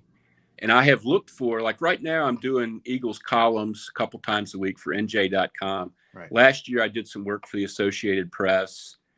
I've looked for ways to kind of keep my hand in so it won't be so abrupt and so that I won't lose track and lose touch with things, But I really don't want to work 5 or 6 days a week anymore. I'm 66. How can I be I was a beat writer. Beat writing is exhausting. And I did it 13 years on the Flyers and then 19 years on the Eagles. And that was enough, I like writing columns. I don't like, I'm not, all the agents now are like my kids' ages, and I don't want to call some 30-year-old agent and beg him for contract details anymore. I just, that part of it I'm done with, but I still like writing, and I still like, analyzing what's going on. And I've been very fortunate in that I've been given opportunities to do that, and it's, I appreciate them very much, because it would be very easy once I retired from the Inquirer for people to just sort of forget that I was ever around. So I'm very, very happy that hasn't happened. No. So Les, when you're away from your occasional writings and columns, what do you do? What do you do with all your free time? Well, I've tried to get back into running. My knees are terrible. I can't really run. I run like a little old man, but I am a little old man. So there's that.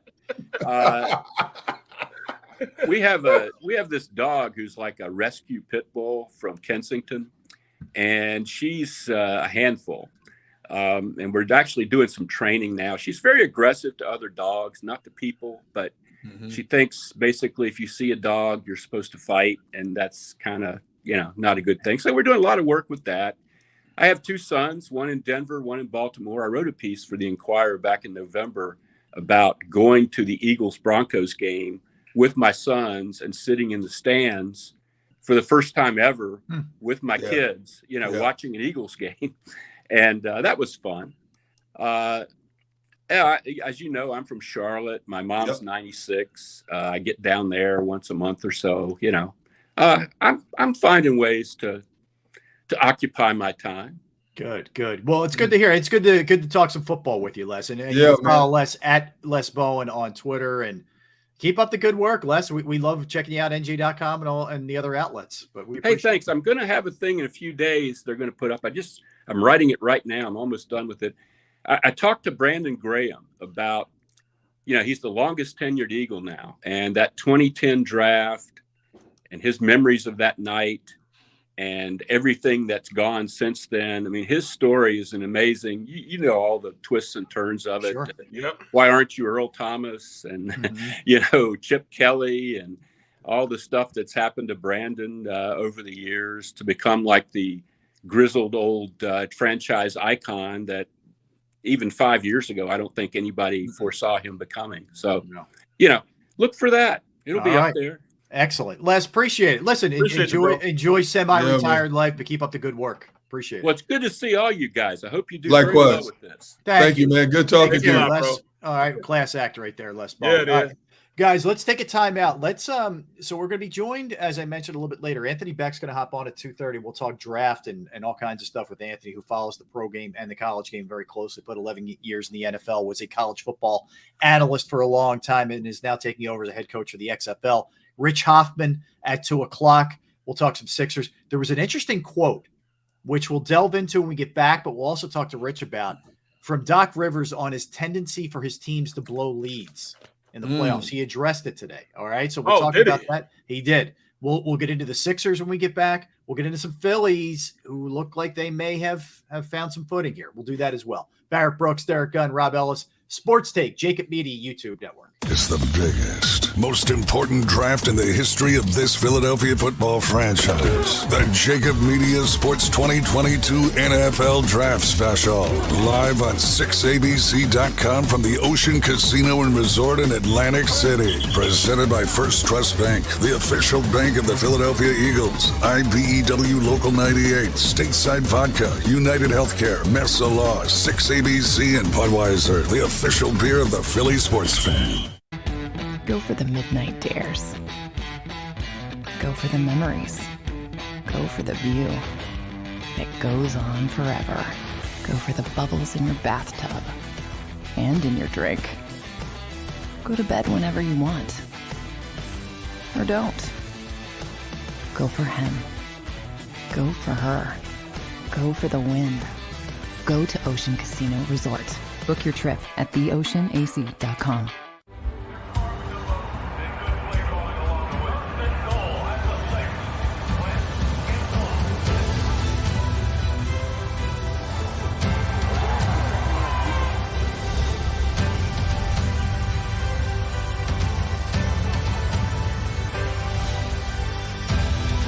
On the field of life, First Trust Bank is there for you. Champions on 3. 1, 2, 3. Because Philadelphia dreams deserve a Philadelphia bank. All right, did you know I was the mommy slam dunk champion? Really? Yes, really don't sound so surprised. Let's see it. Oh, you're ready. All right, here we go. Let's hear the crowd. So go to right, I go to left, fake a mom. Mama go up, mama! She did it. Again? You can't avoid gravity, but United Healthcare can help you avoid financial surprises by helping you compare costs and doctor quality ratings. United Healthcare. At Stateside Vodka, every new customer gets the world's best rocks glass. Free.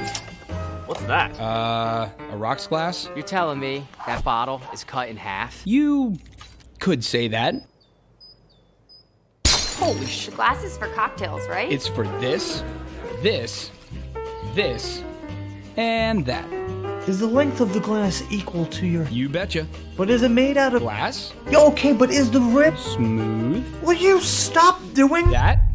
I'm the professional here. And you're telling me I can get one of these glasses for free? That's right. One free rocks glass per customer with each first-time purchase of Stateside Vodka. All from the company that's highly awarded. 0 carbs, 0 sugar, and deliciously tasting vodka. So good, it just disappears.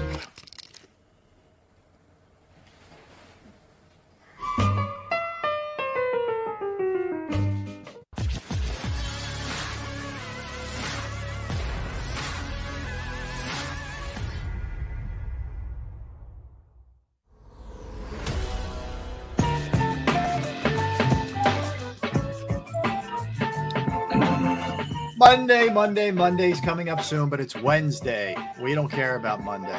We care about Wednesday and we care about Thursday because Thursday is a big, big sporting day.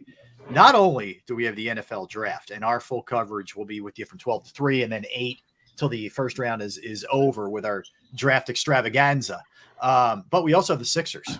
The Sixers will play at 7 o'clock tomorrow night. All right, so we all know, guys, that Doc Rivers has lost 7 of his last 8 opportunities to close out series. On top of that, he's 3-11 just in general. That dates back to 15 in general, and he's blown a couple of 3-1 leads. So let me read this quote because he was asked about this, okay? He says, quote, "Well, it's easy to use me as an example, but I wish you would all tell the whole story with me. My Orlando team was the 8th seed. No one gives me credit for getting up against the Pistons, who won the title. That was an 8th seed. Go look at I want you to go back and look at that roster. I dare you to go back and look at that roster." And you would say, what a hell of a coaching job. Really? And then he goes on to say, the Clipper team that we lost, where we were up 3-1. Chris Paul didn't play in the first 2 games and then was playing on one leg. We didn't have home court. And then the last one, to me, that's the one we blew. That's the one I said, we blew that. And that was in the bubble, and anything can happen in the bubble. There's no home court. Game 7 would have been in LA, but it just happened. So I would say with me, some of this is just we got to do better always. always take my own responsibility, and then some of it is circumstances that happen. This one, let's win it, and we don't have to talk about it, meaning the Sixers. So there's the quote from Doc Rivers. Your thoughts, guys? My thoughts is, I shouldn't even have to be talking about this. Why go back and say that? Just take it on the chin. Be like, look, man, we're not talking about then. Let's talk about now. We're gonna get through this series. We're gonna beat this team tomorrow night. Just put your money on that. We're gonna beat this team tomorrow. I'd have more respect for him if he said that. Well, I could have been a pretty good host if I'd not listened to D Gun a little bit. And if you had listened to me, D Gun more. But I'm just saying, come on, man.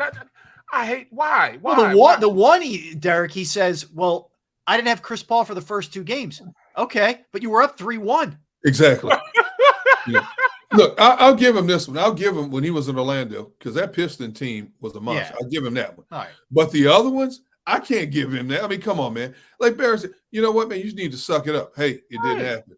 Suck it up. Because when you put that out there, now you're giving all the critics and all your doubters more ammunition to attack you. So if you lose that game tomorrow night, game 6 in Toronto, which we all expect now, the way Toronto's playing, we all expected to come back to Philadelphia for a 7th and deciding game. You've just given all your doubters out there more ammunition to attack you from the outside looking in. For whatever the case may be, we all know Joel has the thumb that's going to have surgery when the season is all said and done. We all agree that James Harden is not the same player he was. He does not have the burst anymore like he used to. He's not getting the calls on the drives like he used to. On the fake, the fake theatrics when he throws his hand up. Toronto's found a way when he penetrates, they're slapping the ball away from him. So he's not. So not an excuse. It is what it is. I mean, you can look at Toronto. Van Fleet, their Pro Bowl, their All-Star guard. He hasn't played because of a hip injury. Scotty Barnes playing on one leg because of that sprained ankle. But yet, Toronto has found a way to rally around the troops and get it done. And now we're all here sitting here talking about how we've gone in a matter of 24 hours of how they're going to sweep the Raptors to now, is it possible Doc Rivers can blow another 3-0 or 3-1 lead? Yeah, if I'm Doc, you suck it up, man. And the other thing is, go back to last year. They were up in the series 2-1 against Atlanta, right? Yes. Blew an 18-point lead in game 4. Blew a 24-point lead in game 5 at home. I mean, I'm sorry. There's too much of this following Doc Rivers around for it to be a coincidence, for it to be so-and-so was hurt, or we were this, or we were that, we were an 8 seed. Come on, man. Like, you're right, Derek. If he just says, yeah, you know what? Take care of this and we don't have to worry about any of that, whatever. I mean, there's just ways to sidestep it where it's acknowledged, but it's also not like you're making excuses about what happened. It's like he's playing, like he's playing horseshoe and hand grenades. I'm close. It just didn't happen. Right. Bro, to me, that's crying. This is the most passive-aggressive team I've ever seen in my life. Yeah, they are. Embiid talks passive-aggressively. I mean, that's my dude, man. Just at some point, and I understand, you look at it. I mean, watching the game, it's not hard to break down. All they did was fade on Embiid. Whenever he had the ball, everybody just ran to Embiid. They weren't worried about anybody else shooting from the outside, in which we've been saying for the longest time. Nobody shoots from the outside, so we're just going to go in, pack down on Embiid. Embiid's got to make a quick decision. As soon as he gets the ball, boom, he's going to turn around, face up, and go, or is he going to turn around and shoot the jump? One of the two, because there's going to be 3 people on him. If he's not going to do that, get the ball, turn around, bring everybody towards him, kick it out, and damn it, who's ever getting the ball, take the shot. Period. I mean, I'm looking at Harden. I'm like, look, Harden, I know you like to drive off the ball and shoot the jumper, or take that step back and shoot the jumper. Well, do it. Yeah. Stop being so laxed. They played lax the other night. They played with no enthusiasm, no effort. In the past 2 games, that's a travesty. That the past 2 games that the Raptors are playing more aggressive. They're playing with more fire. They want it more than the 76ers. Period, point blank. And we can talk about all this game planning and, double team, kick it out, or as soon as you get it, shoot and be this. This team takes on the mannerisms of their star player. And Embiid for the past 2 games, and that's my dude, for the past 2 games has been playing lackadaisical. He is playing without the fire that he had in the first 2 games. As soon as he gets that fire back, the team's going to feed off him, and he's going to will this team to win because it looks like that's what they're going to have to do. If he doesn't will this team to win, this team will not win. I hate to say it. I hate to be a bearer of bad news. Where this team goes is where Embiid goes because Embiid is the catalyst. I don't care about what Doc Rivers does. Doc, so what? Until he turns around and says, look, I'm the leader. Jump on my back. Harden, take your ass out there and shoot more. Maxey, get the tempo of this game going more. Team, let's play with more aggressiveness. This team will lose. Yeah. Yeah. Barrett, Look. yeah. Go ahead, Derek. Barrett, I said yesterday, I think there's more to this Embiid finger injury than he's letting on. Because when Doc Rivers said after Game 5, yeah, there were a couple of balls that Embiid normally would go after that he shot away from.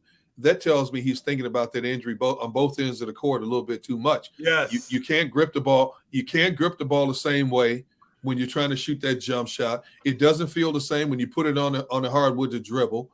And then on defense, you got to be careful going up, blocking people's shots or, getting your hands in there trying to swipe away the ball because you can hit that thumb even more. So you can deaden that thing all you want, but there's still that discomfort in there. It doesn't feel right. And, like I said, I also said, we can blame Doc Rivers all we want. The players play the game. Yep. This is on the players as much as if more so than Doc Rivers. And, we talk about how, Toronto's second unit gets on the floor and look at how they play compared to the way the Sixers second unit plays. Because what you just said a moment ago, they wanted it more. Toronto starters compared to the Sixers starters. It was atrocious watching the Toronto Raptors beat the Sixers off the dribble time and time again Monday night. And you got them standing. Once the dribbler got a defender on his hip, the defender stopped and just watched them go to the hoop.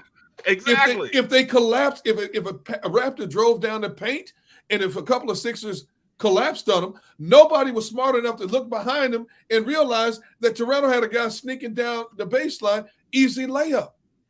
And those same easy plays that the Sixers tried to pull on Toronto, not only were they collapsing on Embiid, but they had guys watching the guys on the wing trying to sneak behind them. Sixers were not getting those easy baskets, and they dared the 76ers to beat them with the 3-ball from the corner. Sixers couldn't do it like they did the first 3 games. Yeah, I just think that, Barrett, what you were saying, Embiid, whether it's fair or not, whether he likes it or not, has to understand that he has to be great. Yes. And I know there's limitations with the thumb, but that greatness means on both ends.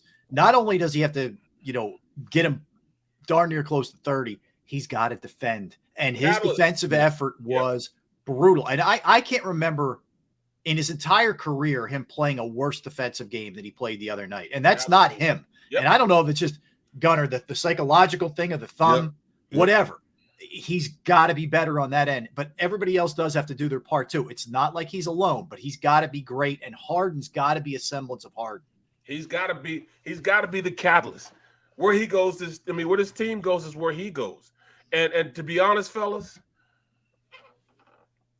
a lot of the team, like Maxey, Harris, those guys are, they're playing beyond what I thought they should be playing right now. So, they're playing above what I thought they were going to play, so, kudos to them. They can give more, but they're giving me more than what I thought they were going to get going into this playoffs. They weren't doing any of this, a month ago, 2 months ago.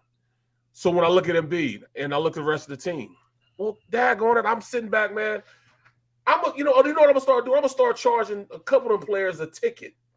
Because every time they give it to Embiid, they watching the same game I'm watching. Yeah. They need to get their popcorn, get their little Budweiser I'm from St. Louis. I'll give me a little Budweiser or drink me a little steak, as soon as I get some stateside vodka, as soon as I get some. They need to sit next to me and watch the game like they watch Embiid sitting there every time he gets the ball. Nobody's moving around. As soon as he gets the ball, everybody just sits there and become spectators instead of getting ready in the shooting position, wait for him to kick the ball out, they're ready to shoot the jumper. That's basic basketball, man. There's no moving. Once Embiid gets the ball, there's no moving and running an offense. Everybody's just sitting there.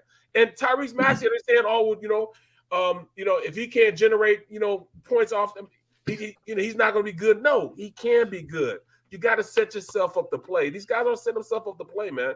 There's no movement when he has the ball. Everybody passes and looks and becomes a spectator. They're not hustling and giving enthusiasm and playing the game the way it's supposed to be played. And their fearless leader needs to go out there and dictate tempo. Yeah. Toronto has gambled the last 2 games. Yes. With how they've changed it, and it's worked to their favor. If I'm Doc Rivers, here's my gamble coming up for game 6.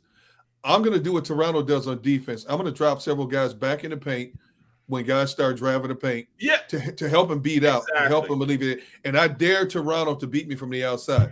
Toronto, for as good of a three-point shooting team as they were in the regular season, have not been that stellar from three-point throughout the course of the playoffs. Until Toronto starts hitting from beyond the arc with frequency, I'm going to dare them to beat me from the outside because they're killing you on the inside. They're killing 56 points in the paint. That's killing the team. And you know what else, Derek? When you do that, guess what else it helps out? Rebounding. Because as soon as they shoot the ball, nobody goes to rebound. No. You look, as soon as they shoot the ball, the Raptors up in the air, boom, kick it and let's go. Yep. They're not rebounding it up. This team is the worst rebounding team in the playoffs right now. Yep. I mean, it's really bad now. It's almost ridiculous. It's a travesty how much they stop rebounding. And that, what rebounding is? Rebounding is nothing but good old-fashioned hard work and effort. That's all rebounding. That's all defense is, and that's all rebounding is. It's good old-fashioned want to, and they don't want to do it. The Raptors want to do it. So when you have enthusiasm, when you have work, when you have effort, 2 things are going to show up. It's going to show up in your rebounding. It's going to show up in your defense. And that's exactly what's showing up with this Raptors team. They're controlling those 2 aspects because they're just outworking the 76ers. Yeah, you're right. I mean, that's the thing that blew me away the most was you're on your floor and you could put a team away and they want it more than you. This is a team, Toronto at least won it a couple years ago. Right. The Sixers, it's been all talk. It's been all process, and they won it, and this and that, and making blockbuster moves. For what? You never got past the second round. So the fact that you go out in a situation where you can put a team out of its misery and get your team some rest, and you can't do it, speaks. Look at Boston's in Brooklyn, and they put them away. They sweep them out, man. Last night, Miami's without Lowry and Jimmy Butler, and they said, "You know what, Hawks? Goodbye. See you later," and they take care of business. And meanwhile, we're sitting here talking about the possibility of being the first team in 143 tries to ever blow a 3-0 lead. It's crazy. Bro, it will blow a 3-0 lead if they don't go out and just play with max effort, max enthusiasm. That's the only thing. I mean, I don't care anything about X's and O's. I don't care anything about shooting percentages. I don't care anything about anything but max effort. So there's certain things that your coach, told me when I started playing ball. Control the things you can control. Control the intangibles. Number one, you control if you're in shape. You can control your effort. You can control your playbook, knowing the playbook. You can't control how much you're going to play. You can't control what your opponent's going to do. You can't control what everybody else on your team is going to do. But what you can do is control you. So if you're looking yourself in the face and you think you giving max effort, and you look in the mirror and say, all right, I gave max effort, then kudos to you. I give it to you. I'm not going to say anything. But none of them cats can say that right now. None of them are looking at – well, I don't know, because, I mean, Harris is taking his game to another level. He's playing with the intensity we need him to play at. Everything he has, he's been giving us, and everything that Green has been giving us. Yep. I mean, that's just money in a bucket. You know what I'm saying? That's just a collection I didn't even think we were going to get. You know what I'm saying? If I can get my supposedly 1.5 superstar, if I can get Harden to give me max effort, I mean, and if I was to see him man to man, face to face, I would just ask, you giving max effort? Are you BSing me? You know what I'm saying? If he says he's giving max effort, I was all right, that's good. And then maybe you don't need another max contract. Yeah. You know what I'm saying? That sums it up. Yeah, Rich Hoffman's going to join us at the top of the hour. We'll get the latest from Rich and some of those things that Doc was being questioned about. I want to sneak in some Phillies here before we get to Rich at 2. They win again last night, guys. They've now scored 18 runs in the last 2 games. They've also been getting really good starting pitching dating back to Nola on Sunday night when he pitched well, but they lost 1-0. So, from that standpoint, you look at it. Eflin last night, 6 innings, 2 hits, 1 run, 3 strikeouts. They've had 28 straight. He's gone 28 straight starts without walking more than 2 hitters. That's pretty impressive. Amazing, yes. Yeah, that's pretty impressive right there. Last 3 games, Nola, Gibson, and Eflin, 3 runs in 18 2/3 innings. They're bad. That's complete. I'll take that. That's a complete team right there, and that's how you start winning these games. I'll take that. Appreciate you. You know, the fact that the last 2 games in particular, the bats have started to pop, which is what we've been waiting to see. I mean, we knew it was going to come. We didn't know when, but we knew it was going to come. But I'm glad it's starting now. You know, I mean, the Phillies get some people off their backs as well. You know, and like I said before, the good thing for the Phillies is you got the 76ers who are spiraling downward right now, and you got the upcoming NFL draft. So a lot of people have been taking some of the heat off the Phillies. But the Phillies are slowly but surely starting to play like we all expected them to coming out of spring training. Still worried about, you know, Bryce Harper admitted after the game yesterday that the elbow just isn't right yet. That's why he's still DHing. You know, he's not out there in right field. But you know what? I got to have his bat at the plate. You know, we're still waiting for Wheeler to get that arm strength back. You know, Wheeler, you know, he had a decent outing last outing. Not the kind of outing we expect from Zach Wheeler. But, you know, the weather's starting to get warmer. And I expect this team to start gelling a little bit more in all phases of the game. Defense, I hate to say it, but I just think the Phillies defense is going to be not just a job, but an adventure every other game. Although Bohm has played very well on the field, to his credit. Yes, he has. He's played very well. Since he made that statement, you know, which to the credit of the Philadelphia fan base, you know, instead of laying into him, they backed him. They got out there and backed him. I got to give kudos to the Philadelphia baseball fan base for backing a young player, for making a mistake. You know, but players in general nowadays, I don't care what sport it is, you have to – how do you not understand there's microphones everywhere, there's cameras everywhere, there's audio everywhere. The mic is always hot. You can't put yourself in a position where you end up saying something that embarrasses yourself, and you have to stand in front of the general public and apologize. Because sometimes, depending on what you say, people are not as forgiving as you might think. But in this case, his case, you know, Philly fans say, hey, look, man, we understand your passion, your intensity. Just go back out there and do better. And Rob, you're right. Ever since that incident, he's been playing much better at third base. Yeah, I think he's an interesting case study because, to his credit, I think his teammates helped him and said, dude, get in front of this. But he owned it, okay? And he took it like a man. It's the opposite of Ben Simmons. You know, this city doesn't want an excuse maker. They don't want someone who, you know, they just, if you own up, there's almost always a second chance. I believe that. I think that's a good lesson in life. Just be honest. And, hey, my bad. I'll do this to correct it. And, you know, he put his head down, you know, and Joe Girardi sat him down for a couple games.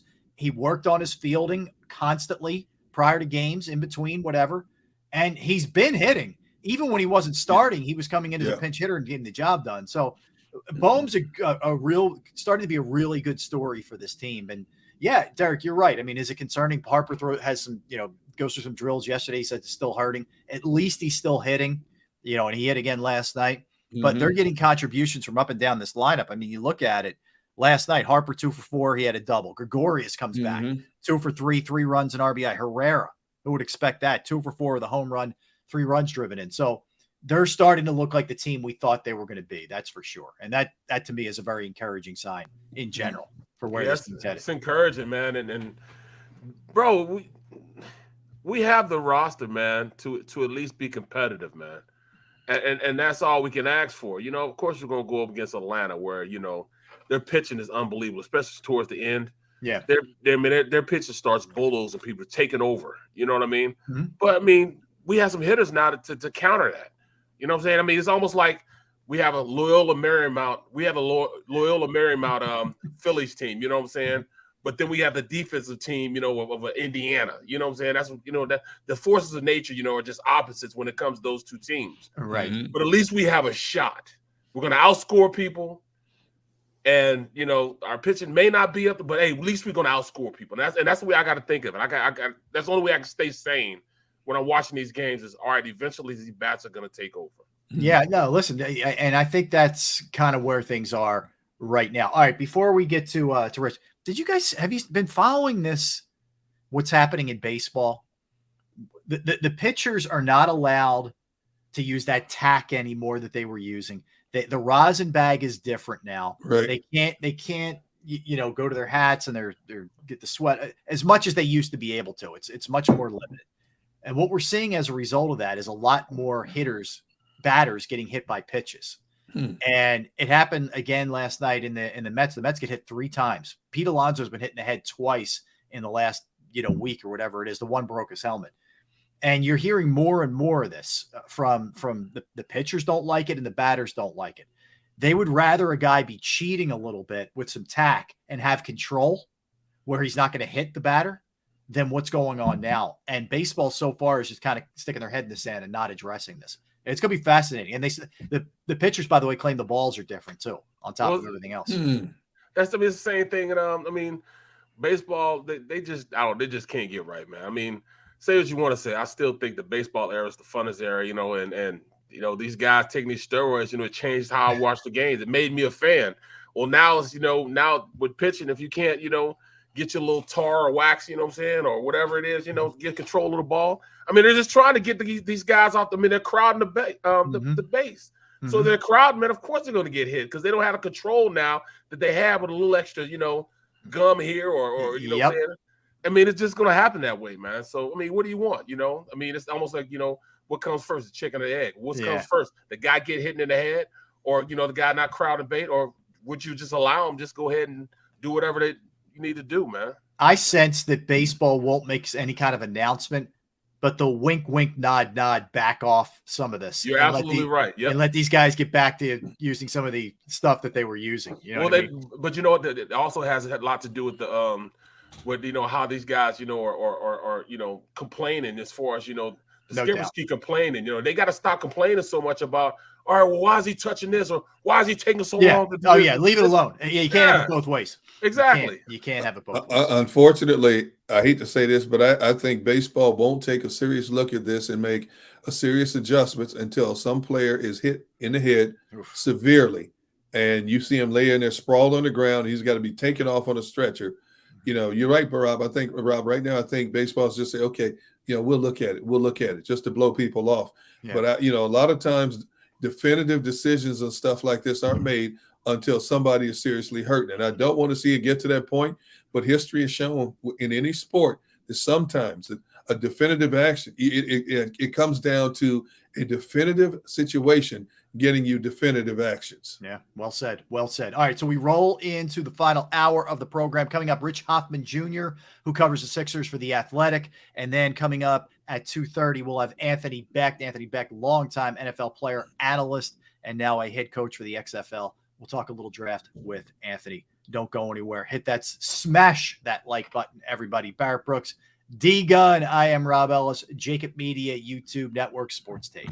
It's the biggest, most important draft in the history of this Philadelphia football franchise. The JAKIB Media Sports 2022 NFL Draft Special. Live on 6abc.com from the Ocean Casino and Resort in Atlantic City. Presented by First Trust Bank, the official bank of the Philadelphia Eagles. IBEW Local 98, Stateside Vodka, United Healthcare, Mesa Law, 6ABC, and Budweiser, the official beer of the Philly sports fan. Go for the midnight dares. Go for the memories. Go for the view that goes on forever. Go for the bubbles in your bathtub and in your drink. Go to bed whenever you want. Or don't. Go for him. Go for her. Go for the win. Go to Ocean Casino Resort. Book your trip at theoceanac.com.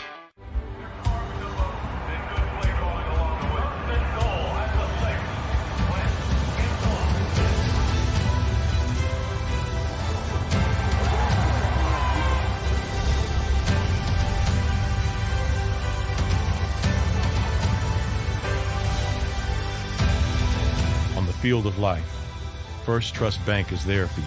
Champions on 3. 1, 2, 3. Because Philadelphia dreams deserve a Philadelphia bank. All right, did you know I was the mommy slam dunk champion? Really? Yes, really don't sound so surprised. Let's see it. Oh, you're ready. All right, here we go. Let's hear the crowd. So go to right, go to left, fake a mom. Mama, go up. She did it.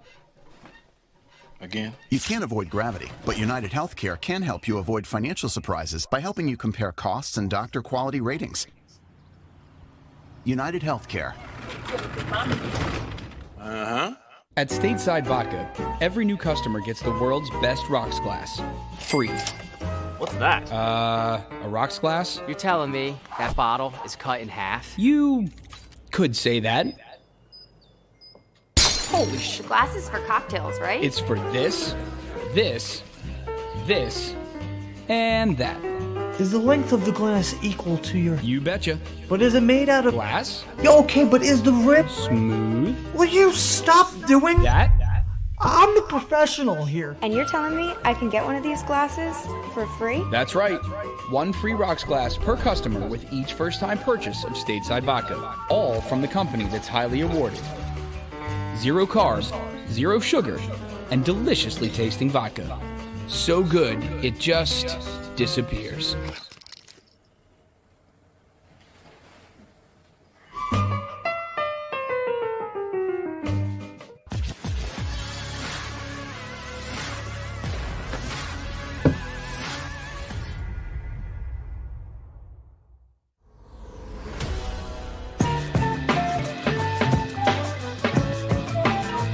Hour number 3, welcome back in, everybody. Thanks for streaming. Thanks for listening. Sports Take, Rob Ellis, Derek Dunn, Garrett Brooks, JAKIB Media, YouTube Network. Joining us now, does a phenomenal job covering the Sixers for The Athletic.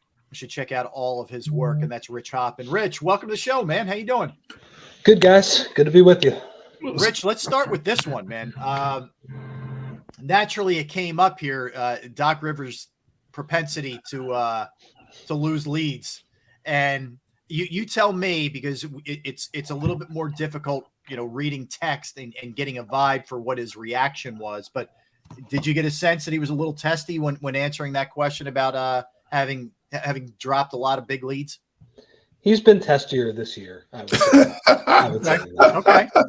It's obviously when you read that, I have seen that tweet has gone somewhat viral, and obviously Doc is an easy person to pick on because of all of those 3-1 leads that he's lost, and he's pretty defensive. He didn't really take a ton of responsibility for those. I didn't really expect him to do that in this moment, so I kind of thought that was less of a big deal in my opinion, because I know what he's going to say at this point on those things. I did not sense that he was as testy as he was when he said, "Would you ask Pop that question?" and the Paul Reed thing a couple of weeks ago. It was not quite right. that big. Okay.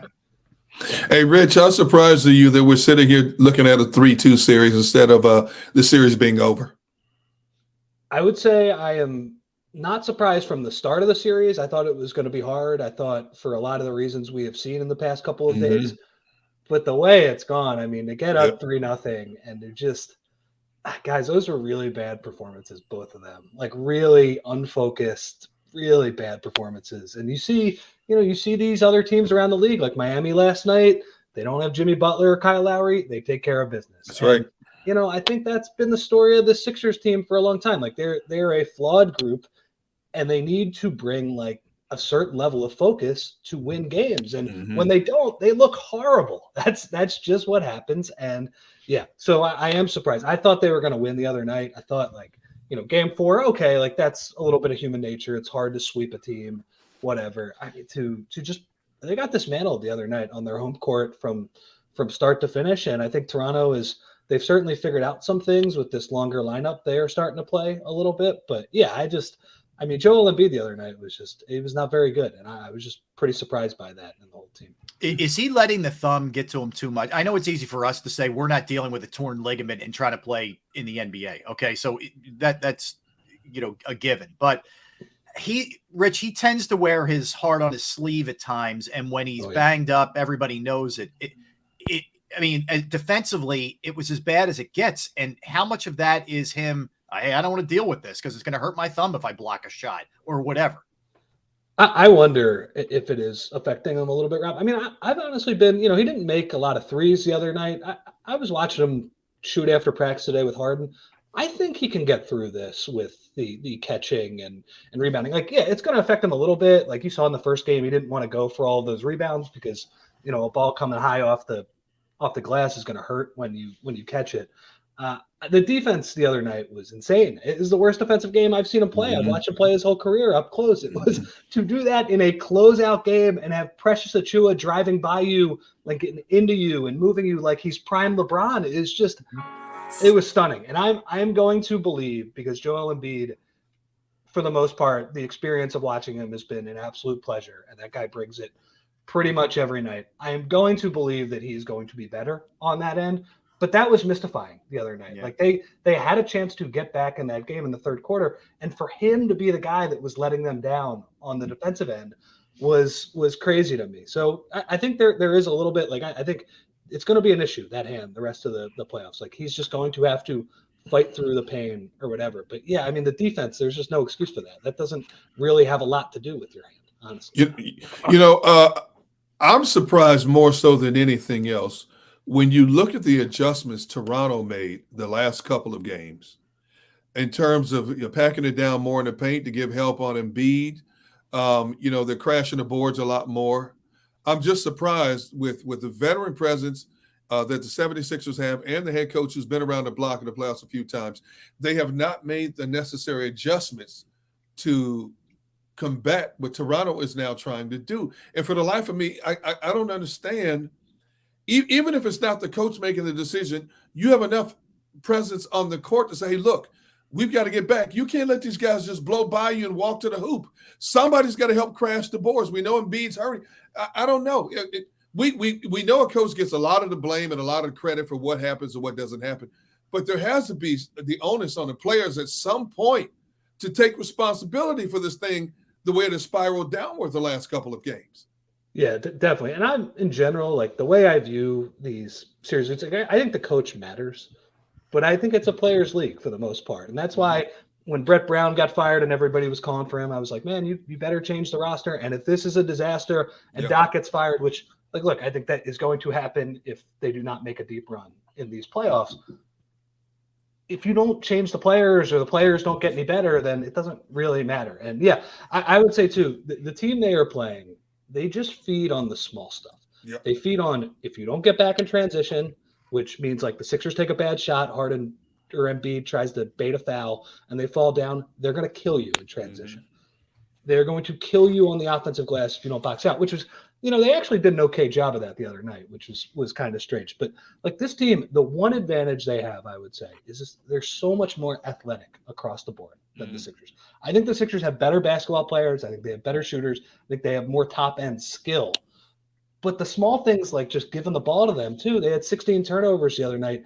You're right. Like this series has been played, I would say, for 3 games now. It has been played on Toronto's terms for the most part. Sixers got one of them. It's yeah, I mean it's clear what they're doing too. They're a very funky team. You're right. They pack the paint like pretty much no team in the league. They double Embiid like literally no team in the league. They have like 3 guys on them at times. And that's a team that you saw in the first couple of games. Like they're not really changing anything they're doing. If you move the ball and you make the smart cuts and passes, like there are open shots to be had all game against these guys, and they're just going to keep playing that way. So, yeah, I would say the onus is more on the players for sure. Well, dude, talking about the players, this is a question not just for this series, but also how we approach this offseason. Is Harden the guy? Because at this point, I'm saying no way, no how. He's playing his age right now. I mean, did we miss the window for a superstar to be opposite of Embiid? That's a huge question. And it's funny. I try and keep and I'm thinking the same thing too, the whole time. I try to, in my coverage, like keep the playoffs the main thing before we get to off-season questions and things like that. But yeah, I mean, I'd be lying if I wasn't thinking the same thing people are tweeting about, talking about on radio, all of those things.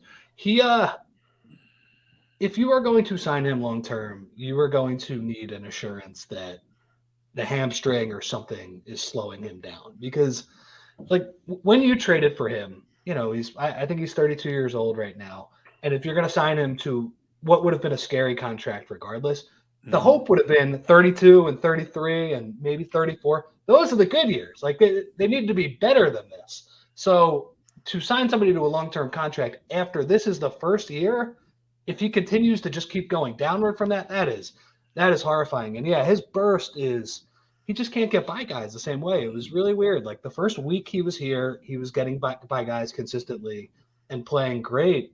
And then that is, that's gone away. And this is a tough matchup for that. Like I really think, unfortunately, Fred VanVleet, he's a really good player. Him getting hurt, that helped Toronto in this series because there's no guys for Harden to attack anymore. He really preys on the weaker defenders. Like that's how it works. And I think some teams have the weaker defenders, but now he gets a switch and it's like, all right, now it's Scotty Barnes on you. Or OG Anunoby. It's like he can't take any of these guys off the dribble. So he's like, it's like he's like a junk ball pitcher right now at this point. That's a great analogy right there. Yeah. You didn't trade for him to be Jamie Moyer. Right. Exactly. Rob, I was thinking about that this week. Like he really like Jamie Moyer. I remember when he was with the Phillies, like he needed like the outside strike to be called. Yes. He needed basically like an inch off the plate to be called. He needed like a free swinging lineup that did stuff. Harden needs an undisciplined team. He needs a team that plays a certain coverage without switchable defenders. That's what he needs. Now, I will say, like, in his defense, like, his numbers in this series are bad. Like, he's shooting, like, mid-30s from 2. That's no good. I will say, in the first 2 games, I thought he was pretty dominant with his passing. I thought, like, the scoring numbers weren't good, but the Sixers scored 1 million points, and he was the main reason because he was getting in the paint and he was getting these guys all these shots. I still think he is capable of that. I still think he's capable of doing that tomorrow. But yeah, it's certainly harder. I think with the junk ball pitcher analogy, like it's just harder than it should be. It's harder than it used to be for him. So Rich, stay on that. And I'm going to take you out of the focus on the series for a minute, just with Harden while I'm thinking about it. But we know that Morey is borderline obsessed with James Harden. It's a love fest. Do you think he can objectively look at this and say, I don't know, man. Like as much as and look, I understand what they dumped to get Harden too, but can he look at this objectively long-term and say, yeah, this is the guy I'm going to lock up for 40+ million for the next 4 years or whatever? It's a great question. I mean, I think that was my assumption when they traded for him. Obviously, like when you make that trade, you're making a commitment to a player. So my other question with this too is looking at how this has gone with Harden not picking up his option. Sure, he's probably going to want a big contract this offseason for that reason. I just look at the free agent landscape. There's not a lot of money to be had. Like it's a lot of teams are over the cap. A lot of the teams are bad that frankly have money. They probably want younger players, like guys who could maybe, James Harden is a win now player, if anything. I wonder, like, can you look at this and say, like, who is giving him the $40 million? I kind of wonder who that is. Like in a lot of cases when like Tobias Harris got that big contract, I don't think he would have gotten that big of a contract. He would have gotten some money from somebody in that summer. That's just the way the market would have worked for him. Harden, I'm not sure. And yeah, the big question, Rob, is like Daryl Morey. He kind of owes his career to James Harden making that trade. Like I think Daryl Morey is an awesome. Oh, that's GM. bad. Don't say that to me, man. Don't say true. He's tied to him. Period. Right. So, well, we'll see. I mean, but I also think he's like a very logical guy, and he's seeing what this looks like right now. This is not good enough. Where he's a first round scrappy team where he's not able to get any separation against these guys.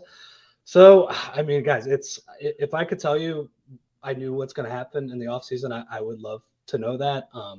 But in general, like I do think they're going to commit to him at some level. I just wonder, like, shouldn't you be able to get some sort of discount from what you thought it should be? Because he's just not. He's not that guy. Mm-hmm. Do you think that having Thibault up in Toronto hurts them a lot, or no? No, he hasn't given them much of anything. No, honestly, Derek, the opposite. Honestly, okay, I think it might help them. He's had one of the most look. He's a 7th, 8th man, so whatever, or a 5th starter on a really good team, which he was for these guys for a while. He's had a really tough couple weeks, man. Like for him with the not getting vaccinated, which is just harmful to your team. And he gives I'll just say it, like the bad explanation for why he did it. Like it just didn't make any sense. And the other problem with him is, and I've always feared this with him, it's really hard to be a one-way player in the playoffs. And honestly, it's really hard to be a one-way defensive player in the playoffs. Like I'll give the opposite example because he kind of went offense defense with this guy last year. Seth Curry was the opposite of that. Seth Curry is a one-way offensive player in the playoffs. And I thought last year on that Hawks series, he was awesome for the most part. He made all those threes. But you saw in Game 7 when they put him on the floor, like Kevin Huerter just absolutely abused him, and Kevin Huerter probably shouldn't be abusing anybody in a Game 7 in a playoff series. Thibault, on the other hand, like the way Toronto helps and the way they put that long guy, Chris Boucher, on him, they literally don't care about him. And I think that makes life so hard for Joel Embiid. Like he's got a guy in his lap automatically. And, if he's making his threes, there are games where he's making threes. He'll make 2 or 3 of them, and it's fine. He gets a good cut from Harden. It's fine. But, man, I mean, the other night he was completely lost. And I do think, like, you don't usually see, like, such a quick hook from coaches. But after the turnover and the air ball layup, Doc was like, I got to get him out of the game. And I don't think that was even, like, a mean move on his point. He was just like, wait, we just can't play you tonight. So, no, I don't think he's really going to hurt them. The other thing, too, is I don't really think they have, like, a wing player that you need him to guard either, too. Like, Toronto's not a very good offensive team. Siakam is really the guy who gets their buckets. And I think Tobias, Siakam has played well over the past games. I've been impressed with how Tobias is guarding him, and he's a little bigger, too. So, no, I don't really think it's a Matisse series. The worst thing is that Danny Green's probably going to have to play 35 minutes again. And I wonder, like, he's been okay, but that's a lot for him. I'll take that, but right now, I mean, is Niang giving you enough on the offensive side to legitimize him being on the court? Because defensively, they just running by him like he's not even there. I mean, Barrett, that's the sick. They're not asking him to do too much, right? Yeah. But go ahead, Rich. I'm sorry. No, you're absolutely right, guys. The other thing I think with Niang is that he missed the last weekend of the season with knee issues, and they said, if it's a playoff game, he would play. You're seeing him grab. He's got like a big sleeve on that one knee, which he hasn't had the entire year. If he's not able to move, like we always joke, like the minivan, all those things, like he's not a very athletic guy in the first place anyway. He doesn't, let's be real, like he doesn't like look like an NBA basketball player. No, he doesn't. No. So do I think he's doing enough on the offensive end? He is making his threes for the most part in this series. I think you have to play him just because you're so short on depth, but you're absolutely right that like Toronto, very uncreative offense. They just look right at him and say, it's like what the Sixers are doing with Van Vliet and Trent. Mm-hmm. Well, he's on me now. He's on me. Yeah, give me the ball. He's on me now. Defend. And I think for the most part, it's been working for them. But yeah, I think he's just going to have to play. Like he's your 7th guy at this point, with Paul Reed being your 8th, like he's going to have to give you 20 something minutes a game, but yeah, he's not moving well at all. And it's a concern for this team for sure. Hey, Rich, when you sit down and look at Game 6 tomorrow night, give me some of the intangibles you'll be looking at closely as the game unfolds or looking for. I just think the biggest thing is like, can you like show up in the first quarter and like don't get behind? Like, can you play with some – Doc always calls it playing with pace. And I actually agree with him on this. It doesn't mean like getting fast break points, although the Sixers, like they could use that. Like in the first 2 games, they ran the ball down Toronto's throat. Mm-hmm. That really helps. They just need to like, I don't know, like have some movement on offense, some ball, some man movement, those things like run actual plays, those type of things. Because to me, guys, like if they get ahead of Toronto, like they're going to like wind clock on offense. In the NBA, like you can blow 15-point leads pretty easily. You've seen the Sixers do that a bunch this year. I don't think this Toronto team can do that. Like, I don't think they can come back from that big of a lead. And you saw that in the first couple of games. The problem is it's been the Sixers who are the ones who have been behind the whole time. And like, they're going to milk clock Toronto and all of these things. Like they just need to just like have some like ball movement, some player movement, get Embiid some easy, deep touches. But yeah, like honestly, guys, I don't really know like what to say except like just play harder. Like literally, like this is a team that if you match their effort, you're probably going to win. I think you're probably going to win. I think you're a better team. They haven't done that for 2 games, I don't think. So. Rich, do you have a sense? I'll just ask you. I mean, there's 2 games left. We've never seen it happen in the history of the NBA, 143 times. Do they win this series? I'm going to say yes, but I think it's like pretty close to 50-50, like I think it's scary. I mean, look, I've been covering this team long enough. They never do anything easily, like never. Like it's just that it's not in their DNA. So the idea of them going out and just like scoring 130 tomorrow night, I wouldn't be surprised, but I wouldn't be surprised if they get shut down for 2 games, guys. Like I don't know. And it's the biggest issue right now for me is it's Harden. Like you don't know literally since probably mid-March, it's just like one game he's good, one game it's like, oh my gosh, like, or whatever. And now you're in a playoff series. It's a bad matchup. I just don't know what you're going to get from that guy night to night. And that's not a great position to be in, but I think it's where they are realistically. Did you hear Harden's comment after the game the other night when he said, I need the players around me to be better, basically? And I'm thinking, you're supposed to be that guy. You're supposed to be able to put these people on your back and them rally around you. But yet, basically, you're calling out other players indirectly. You're basically saying everybody's not pulling their weight. Isn't that a bad message to send when you're in dire straits like this? He's probably not the best guy to listen to when things are going poorly, because I'll say this, even when he's playing well, he's a very detached guy. Like he's, okay. I don't think like all of this Philadelphia really cares about sports stuff. Like, I don't think that's even in his mind. Like, I think he's just a guy, he likes to play basketball, but he really doesn't take losses quite as hard as probably the normal player and those things like that. Yeah. And he complains about spacing and issues like that, but look, you're right. Like, they traded for this guy to be the top perimeter creator, the top guy. He has the ball in his hands the entire game. So, like, to me, it's even more than the scoring. It's like, if you have the ball in your hands the entire game, I don't really care if you score. I care how much the team scores. And it's like, if the team is inefficient and you're dribbling the air out of the ball, that's when it starts to become a problem. Like, I think, honestly, and I will give him credit on this, I think for the most part, when you see Tyrese Maxey go crazy, like from 3-point range and, getting all of these buckets in transition and these attacks, I think James Harden is a huge part of that. Like the attention he creates, throwing a pass right on the money and getting him open. But you're seeing it like when Tyrese Maxey doesn't play well, it's like, well, that's because James Harden doesn't really have it tonight.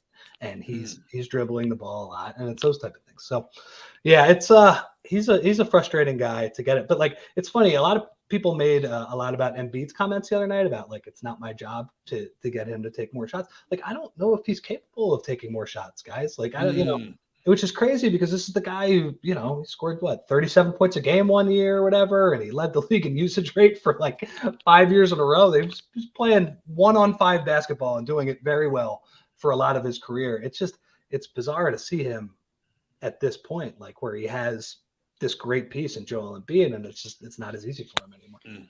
Rich, I got to ask you about Ben Simmons. We didn't see him in that series. Not a shock for a lot of people. There's all kinds of stuff floating around now. One of them being he and Rich Paul met with the Nets brass, and part of it he mentioned was it's psychological, that what's going on with him mentally is affecting the back. I mean, there's just a lot there. How do you think this thing plays out? Another question I'd love to answer. I will say the one thing about Ben Simmons is that I love, we could talk about Ben Simmons all day. I'm very happy it's not my responsibility. Yeah, I hear you. To care about it anymore, and not at that level.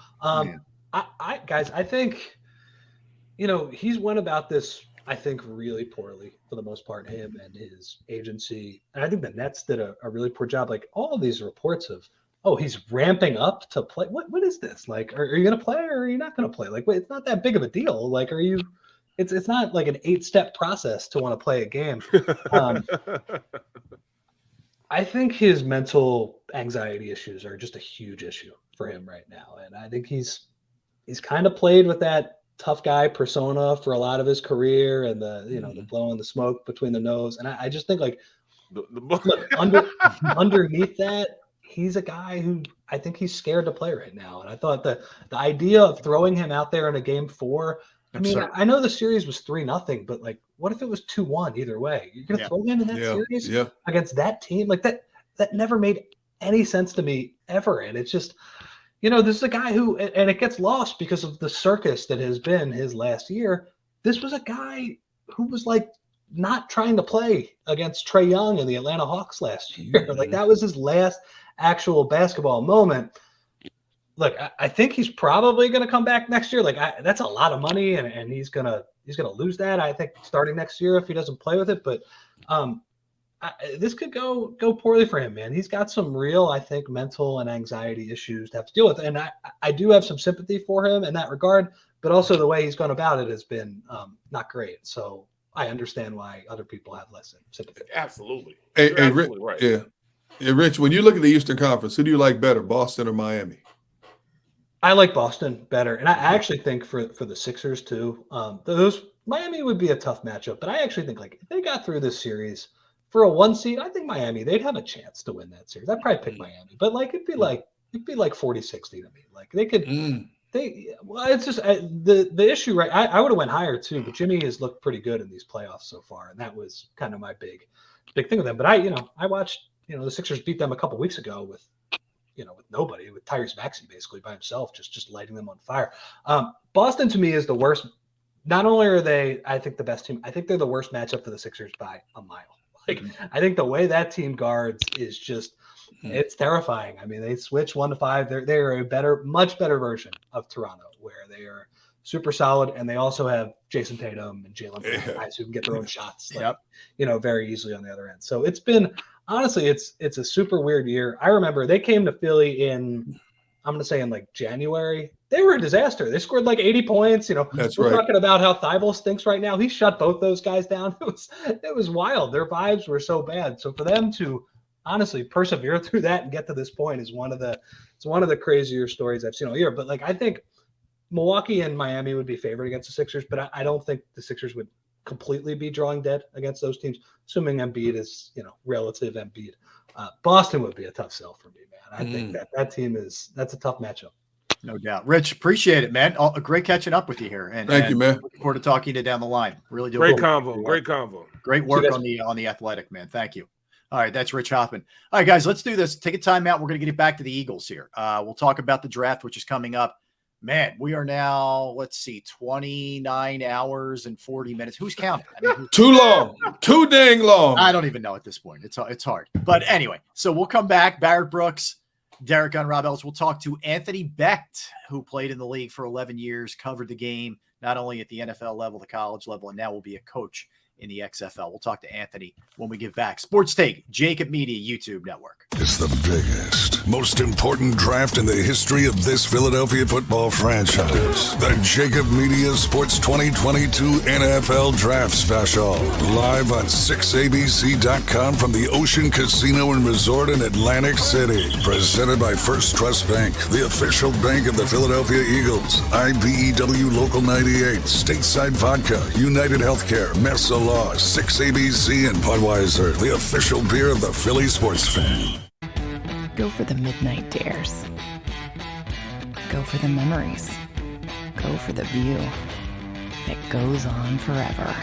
Go for the bubbles in your bathtub and in your drink. Go to bed whenever you want. Or don't. Go for him. Go for her. Go for the win. Go to Ocean Casino Resort. Book your trip at theoceanac.com.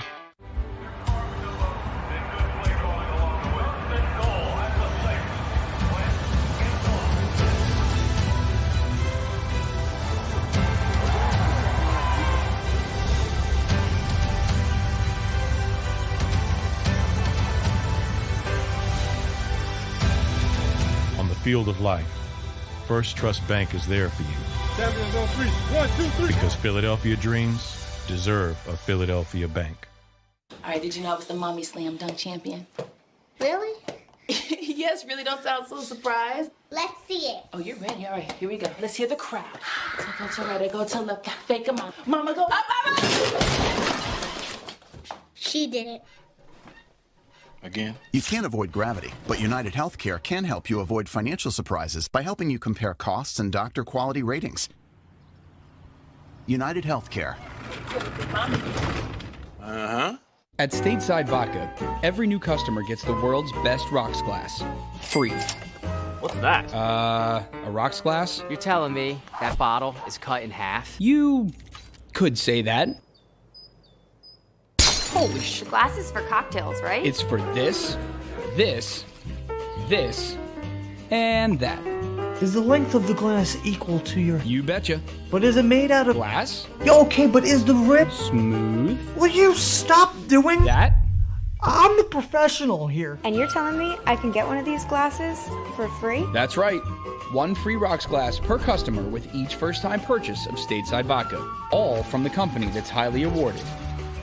0 carbs, 0 sugar, and deliciously tasting vodka. So good, it just disappears.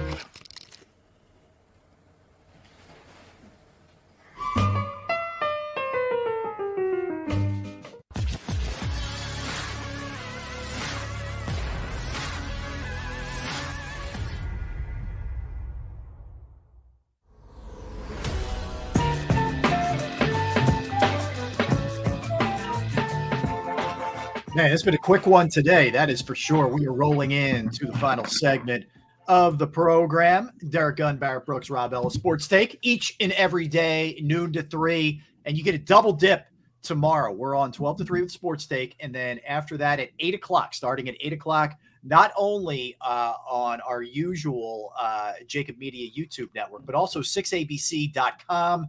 You will get that lineup. Seth Joyner, Derek Gunn, Devin Caney, Mike Quick, myself, hanging out, Ocean Resort Casino. We cannot wait. It is going to be a party. We have a band. We got all kinds of, you can be able to, if you're there, you can watch Derek Gunn eat up close and personal. Oh, and yes. He will be sampling from the cuisine. That is for sure. Everything that's free to offer, I will be sampling. I am not going to sit here and lie to you. It is for he. Yes. Let me tell you something. Sure. Even if it's something I look at and go, I don't know about this, but you know what? It's free. I got to taste it. You got to try it. I'm a stamp. But you know, we should also try to get the voice. The voice is doing that promo. Yes. We should see if we can get him in person to get him on the show. I want to know who this guy is, what his name is, and if that's his real voice, or if he just turns on the switch when he does these narrations and he goes into this. I mean, that voice is like, they should be on some of these best thrillers that we've ever watched. Well, speaking of turning it on in great voices, the man himself, the pride of Drexel Hill, Pennsylvania, Monsignor Bonner. There he is. 11 years in the NFL. There he is. The new head coach, and he's got the lid to prove it, for the Tampa franchise of the XFL, Anthony Becht. What's up, Ant?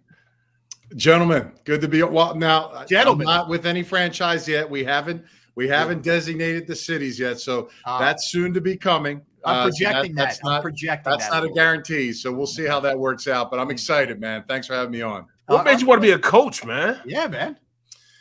Well, listen, about when I left the league, that's kind of what I was my last couple of years in the league. I was brought on the last couple organizations to galvanize a tight end room, be that leader in the locker room, and really help guys get better. And I just had a passion for it. But, in my life and my family, the media side was really a great opportunity for me to, get into broadcasting. But, a kind of another role for me was to learn and understand the college game, which I did not really follow as an NFL football player. So I got to immerse myself for 8 years in college, get to know the coaches, the staffs, the systems, the defenses, and really blend that with my experiences as a player in the NFL. So, I do have experience, obviously, coaching. I coached in the AAF in the Spring League in 2019. I was a tight end coach for Mike Martz in the San Diego Fleet.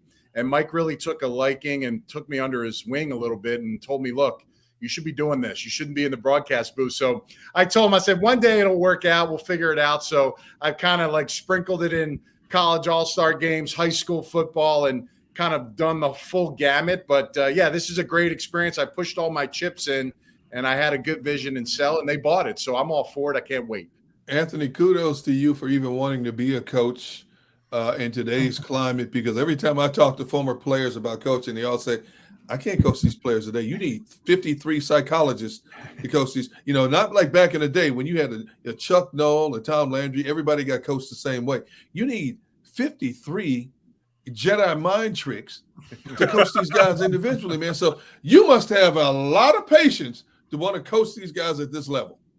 Well, that's a great point, Derek. I mean, you're right. This is a different day and age. Social media, the pressures, the money, the NIL, all this stuff that's kind of put together in the minds of the athlete. It's different. And you're right. Coaching them is an art form, a true art form. It's not just the X's and O's anymore. So, for me, I think I'm a people person. Yep. I look at myself as a true CEO of men. I'm going to get to know my players. They're going to get to know me. I'm going to understand what makes each one of those guys tick. And, that's a lot of work. But for me to be successful, I want guys running through the wall for me. And you only get that when you understand them. So you're going to have multiple personalities. You're going to have guys that are really skilled, but, aren't driven in certain or different ways. And, taking that time to really understand the player. And, really a lot of the help I've had on understanding people, and Barrett knows this, I've been working with the NFL and the legend side, helping players transition for the last 8 years, getting ready to take on retirement and what that looks like, and just being that conduit to really for those guys in transitioning. So I think when you look at why I got into this and what really sparked the interest for the XFL is all those things together, which I can bring to the table, which I'm excited about. Yeah, and people may not know, you mentioned some of your coaching. You also were the offensive coordinator for your son's team, your son's high school team, the last few years, and he's now going on to Iowa State. He's a big time quarterback prospect, your son Rocco. So how cool was that, coaching your kid in high school?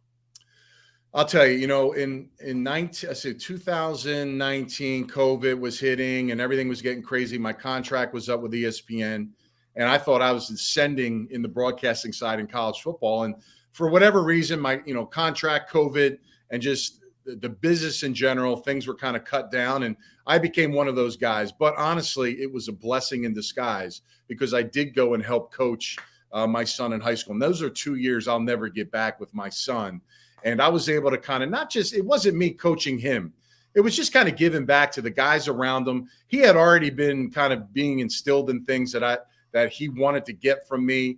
I remember the day right after his senior season where he kind of came to me and said, "Look, Dad, I want to know what it takes now. I want to take the next step." And you guys have kids, when that time comes, you never push things on your kids, but when they want to bring that in and you're like, I was internally, I was like, I can pass on some of this knowledge and give back. So it was great to be a part of it. I just tried to, help him and all his teammates, and it was really good. We're blessed. I'm excited to see his journey. I mean, this is something that he is driven, and he's got a little old school value, Barrett, which is great. He's got a little bit of us. Yeah. It's nice. And hopefully that helps and leads him. He may not play another down, or he end up maybe being the best back of the house, but either way, I'm excited about his journey. That's quarterback cool. Too, huh? I mean, that's different. There's no doubt. Yeah, quarterback. I mean, look, it's not for everybody. I definitely can't do it, and I can only help him in so far at that position. But you got to have a little bit of the mental side, a little it factor, and he seems to be on the right track. He had a great spring, early enrolled in January, and he's excited about it. So we'll see what happens, man. We'll look forward to seeing how it grows. Good stuff. Well, one of the things we wanted to talk to you about, because you balanced the best of both worlds. The college game, the pro game, man. So the Eagles are sitting here at 15 and 18, and it's a critical draft for them. They were a playoff team last year, but a lot of that was they were a beneficiary of a weak schedule and a lot of other things that went into it. You look at this team, you see some of the needs. I know you keep a close eye still on the Eagles from a distance, but where do you think they should go? Now, where they go could be a different story. What do you think they need the most? I think both picks should be on defense, personally, for me. Nick Sirianni did a great job. I think the early start with the fans and how he maybe thought that he was going to be, I think it ended up being real well. I'd known Nick for a long time, almost a decade, and I was happy for him to see his growth. And you're right, this team ended up finishing strong. So I think, look, you always want to surround your quarterback with weapons. I think that second pick may be an area where if someone falls and you have a receiver or somebody that this guy is high on our board, I think you squeeze in. But I think, cornerback probably is maybe a priority for them at that pick. I think there's some really two good linebackers, obviously, with Devin Lloyd and Dean from Georgia, the Utah and Georgia kid. In particular, Lloyd, I think, is worth the value at 15. That guy can do it all at the linebacker position. He can blitz, he can tackle, he can run, he can cover. I really feel like, he's a guy that can step in and do a lot of great things for this team. But if there's a corner there, they're not going to probably, Sauce isn't going to be available, obviously, unless they decide to move up. But the McDuffie kid from Washington, the Book kid from Clemson, and even the Elam kid from Florida, different skill sets. Elam long, 6'3", aggressive, little hands. He gets some penalties, but man, he'll get in your face. He's got that swagger to him. The other two guys, really guys that limited receivers to low numbers, low catches, technically sound guys. Again, I think they're going to be in the vision of the Eagles. I would just go defense completely, in my opinion, on both of those picks. Hey, Anthony, you played the game. Your last year in the league was a decade ago. And in just 10 years, give me your perspective on how much the tight end position has evolved and changed since you played the game. I think every team still wants the complete tight end. It's hard to find, and when you get them, it's a bonus. But right now, let's be honest. The gifted, athletic, bigger receiver body tight ends is what this league is built on. Mm-hmm. It's all about mismatches, linebackers, safeties on these guys. They can't be defended. Blocking is, look, if there's nobody cares more about blocking at the position than me. But even me, as someone that's seen this game kind of evolve, it's not needed to be at a devastating form. They can bring tackles in. They can do those things. When you can start flexing tight ends out, moving them, and putting them in pieces on the field where they match up against the guy that, quite frankly, can't cover them. And we're seeing guys like Kelsey and Waller, they can match up versus the corner now on the outside and become a problem as well. So I love where it's going. Anytime you can build up the position, I'm all for it. I think the need for a guy like me that maybe was more complete will extend your career if you're not elite. Yes, sir. That's that piece that will add years to your career. But as far as getting in and what they're looking for, and if you can find two of these guys that can really split the defense and really make them vanilla, these are the kind of bodies and type of skill players that they're looking for at the tight end position, and it's completely changed. Heck, we're seeing tight ends get handoffs in jet sweeps and flipping and shovel passes. So it's definitely come a long way. Well, let me ask you this, man. We have a player right now that that's making the transition from being a wide receiver who had 2 catches to now being a tight end. You've only had 2 catches when you were a receiver, and you're moving to tight end. I'm thinking to myself, all right, you can't block as a tight end, but you can't catch as a wide receiver. So what place does he have in trying to be a part of this offense if he hasn't done much as a receiver and he's done nothing as a tight end? It's JJ Arcega-Whiteside is who Barry. Oh, gotcha. Okay, that's okay. Yeah. Well, I mean, listen, he's got the frame to do it. Clearly, from a physicality standpoint, you always lean on the side that's probably going to be unattainable, but it can be taught. I think technique, good coaching can help a guy, get in front of bodies and kind of get in the way, is what they like to call it these days for some of these tight ends. Look, I mean, it's all about matchups. I mean, moving them inside, splitting them, flexing them.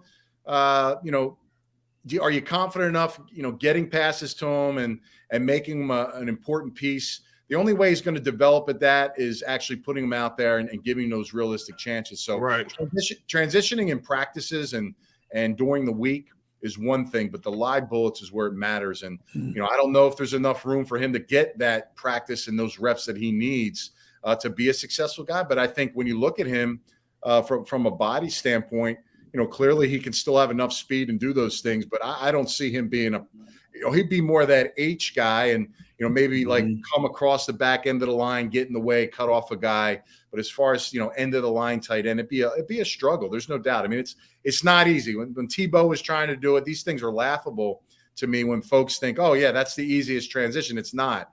Right. This is an actual skill, so you got to learn how to play like a lineman. You have to learn how to run routes like a receiver, and you got to be kind of a quarterback, secondary quarterback, because of the things, protections and reads and things of that nature. So, it's not just plug and play. There is some skill that needs to be taught, and it is a tough transition. The other kid, actually, the kid from Buffalo, the former quarterback, Tyree Jackson. Yeah, I called that, he got a lot of play time, but he got hurt in that last game against Dallas. I actually thought that there was some substance there with his move. He can catch, very natural in his routes. They were getting a ton of opportunities in that game because he got to play more reps. I think he's a guy, obviously coming back from injury, that, he looks like he's trying to figure it out, and he's got a chance. You look at Logan Thomas at Washington, who's made a nice transition. Yep. He's in that mold. Now, he's not going to block and stuff, but I actually thought the move for him was going to be, tough. He actually looks like he's had some really good traction with it. And I want to go back. You were mentioning Sirianni. Give me some of the attributes that you've experienced being around him that make him a good head coach and could make him a good head coach going forward.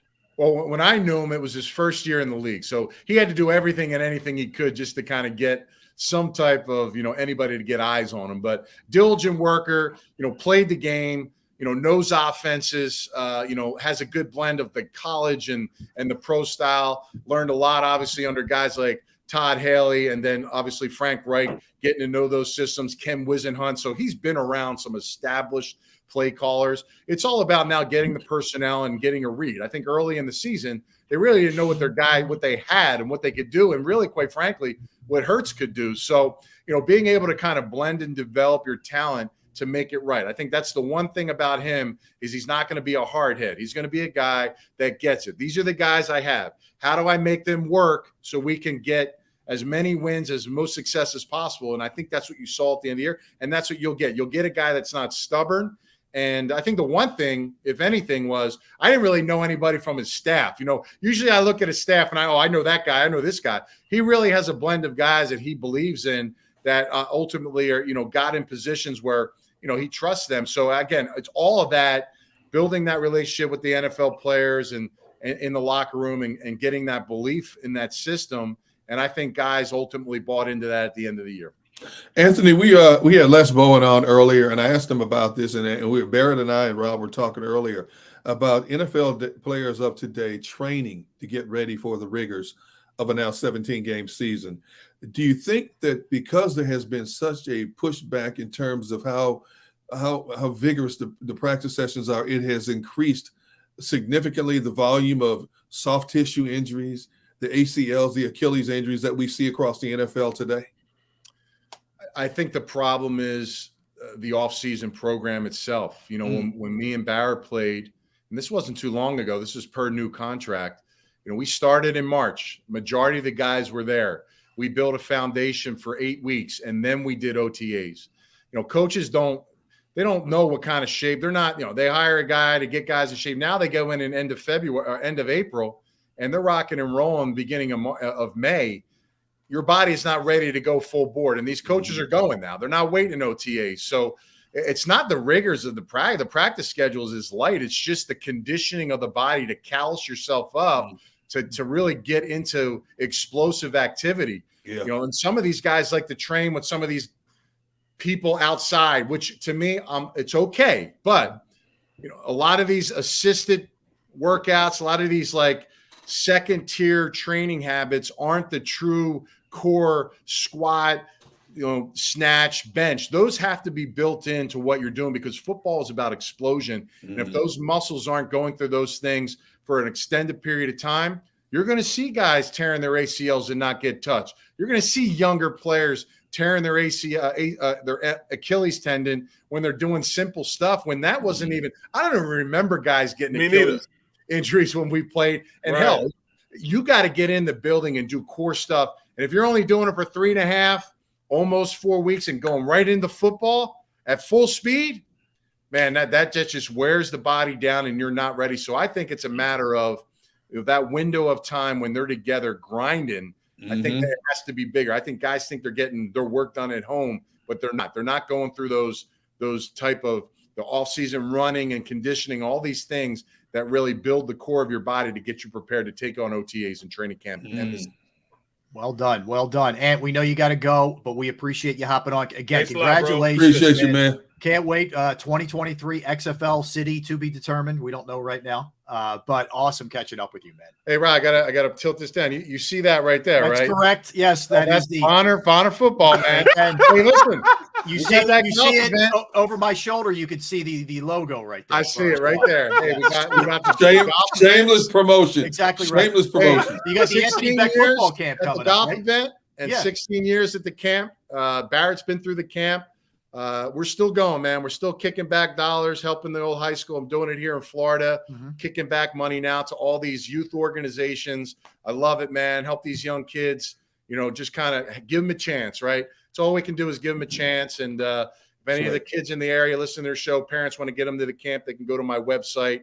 And, of course, the golf event. Rob, I hope you can come by or at least have a beer or something like that. It'd be great to see you. For sure. And great job, man. And thanks for all you do for the community, man. Appreciate you, bro. That's Anthony Beck. That's a dude who gives back, guys. I can tell you. Bro, yeah. That's my dude, man. That's my dude, man. We're talking about a guy, man, that, and listen, he sounds like a coach now. He doesn't really sound like a broadcaster anymore. And they said, he said, callous. I said harden the body. He said callous the body. That's right. That's working your play past the point that you thought you could work past. Yeah. And when you don't do that, that's what happens. If you can't go out there and know exactly where your point of of all right, I can't do it anymore, then how are you going to know that you can do it? You can do it now in practice.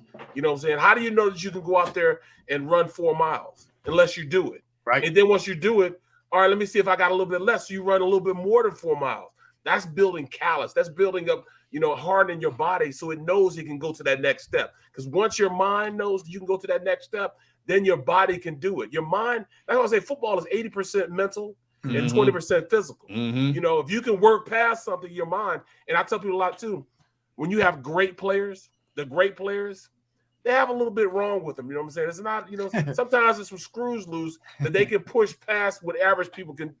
No, stop. I'm not. I was never that type of player, but they can push past what everybody else can't. No, I was talking about the screws loose. Oh, yeah, right. More on the screws. No, but real quick, okay, just go to Anthony Becht. That's BECHT footballcamp.com at Bonner Prendy High School in Drexel Hill, June 27th through 29th, 9 to 3. And Barrett, I know you've been out there. My buddy was teaching offensive line tech. I was talking to him the other day, my buddy Mike, who's the best. So he played offensive line at Kutztown, right? He was a very good player in his own right. Didn't play in the NFL like Barrett did. But he said Barrett rolled up and watched him showing the kids. And Barrett was actually like, dog, you know what you're talking about. And he still talks about it to this day.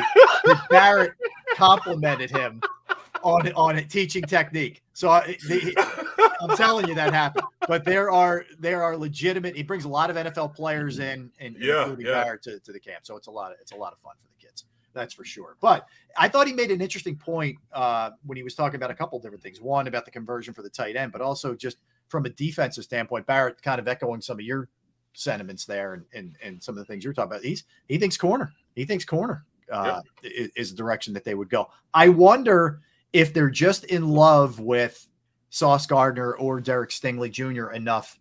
That's the guy they make the move up on. That's going to be fascinating because there's risk there with Stingley with the injury. Sauce is a guy who's got crazy size, but he's projected as probably the number one guy at his position. Can you get high enough to get him? Could be tough. That's the difference. I mean, how do you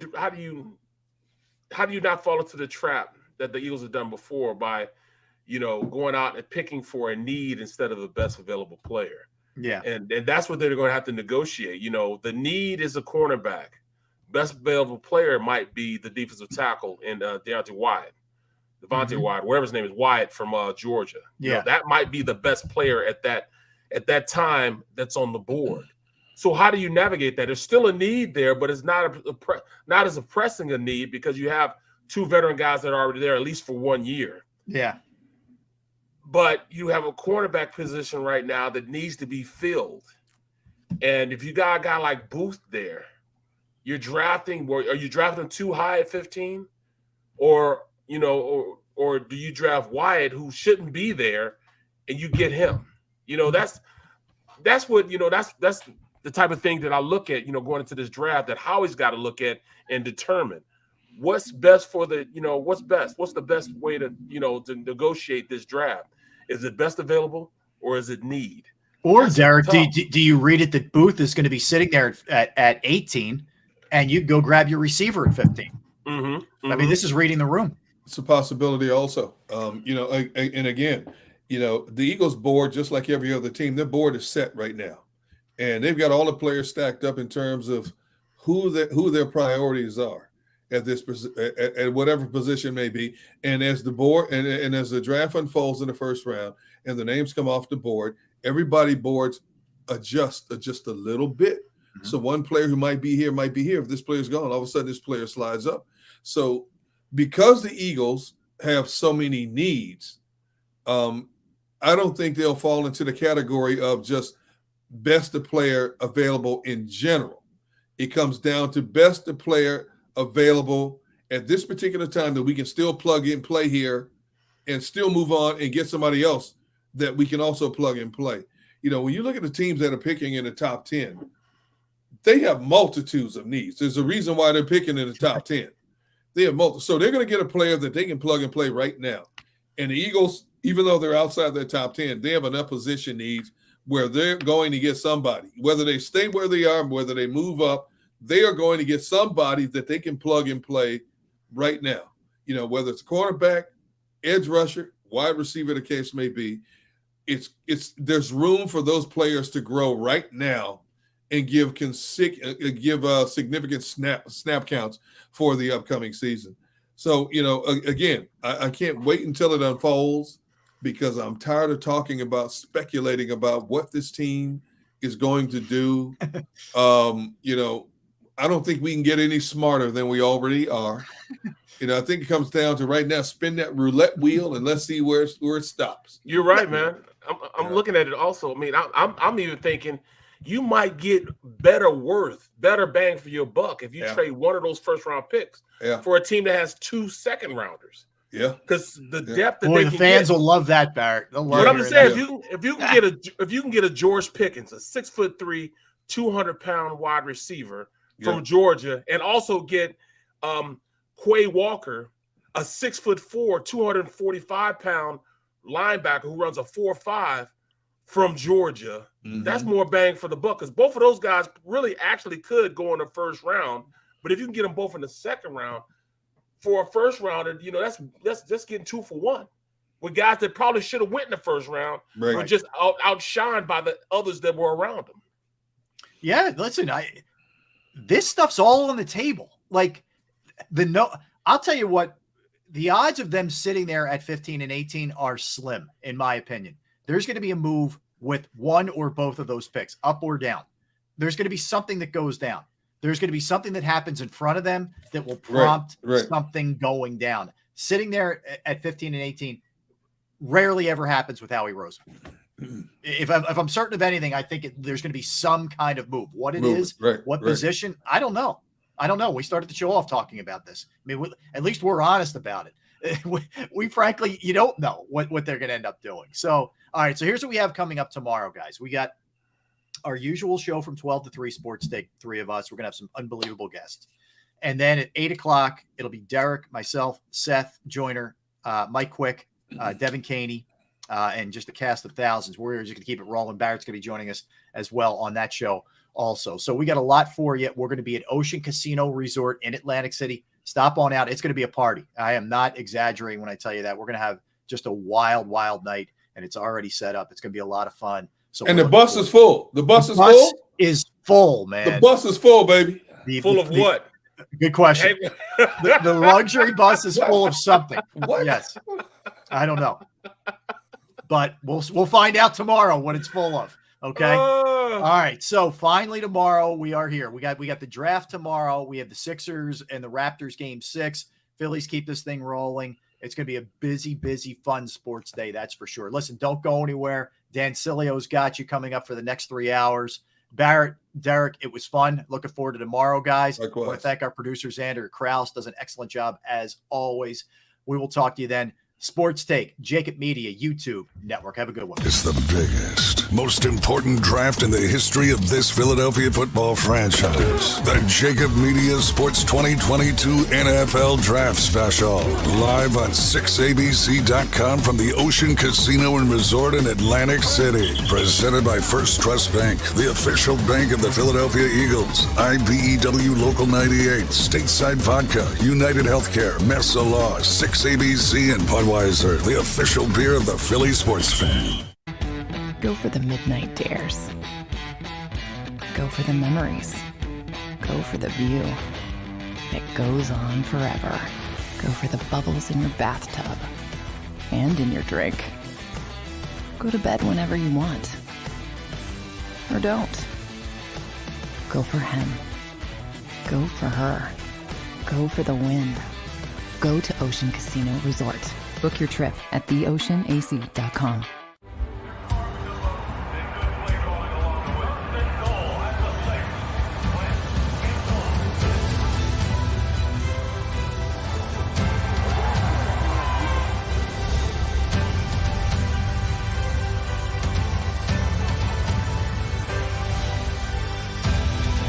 On the field of life, First Trust Bank is there for you.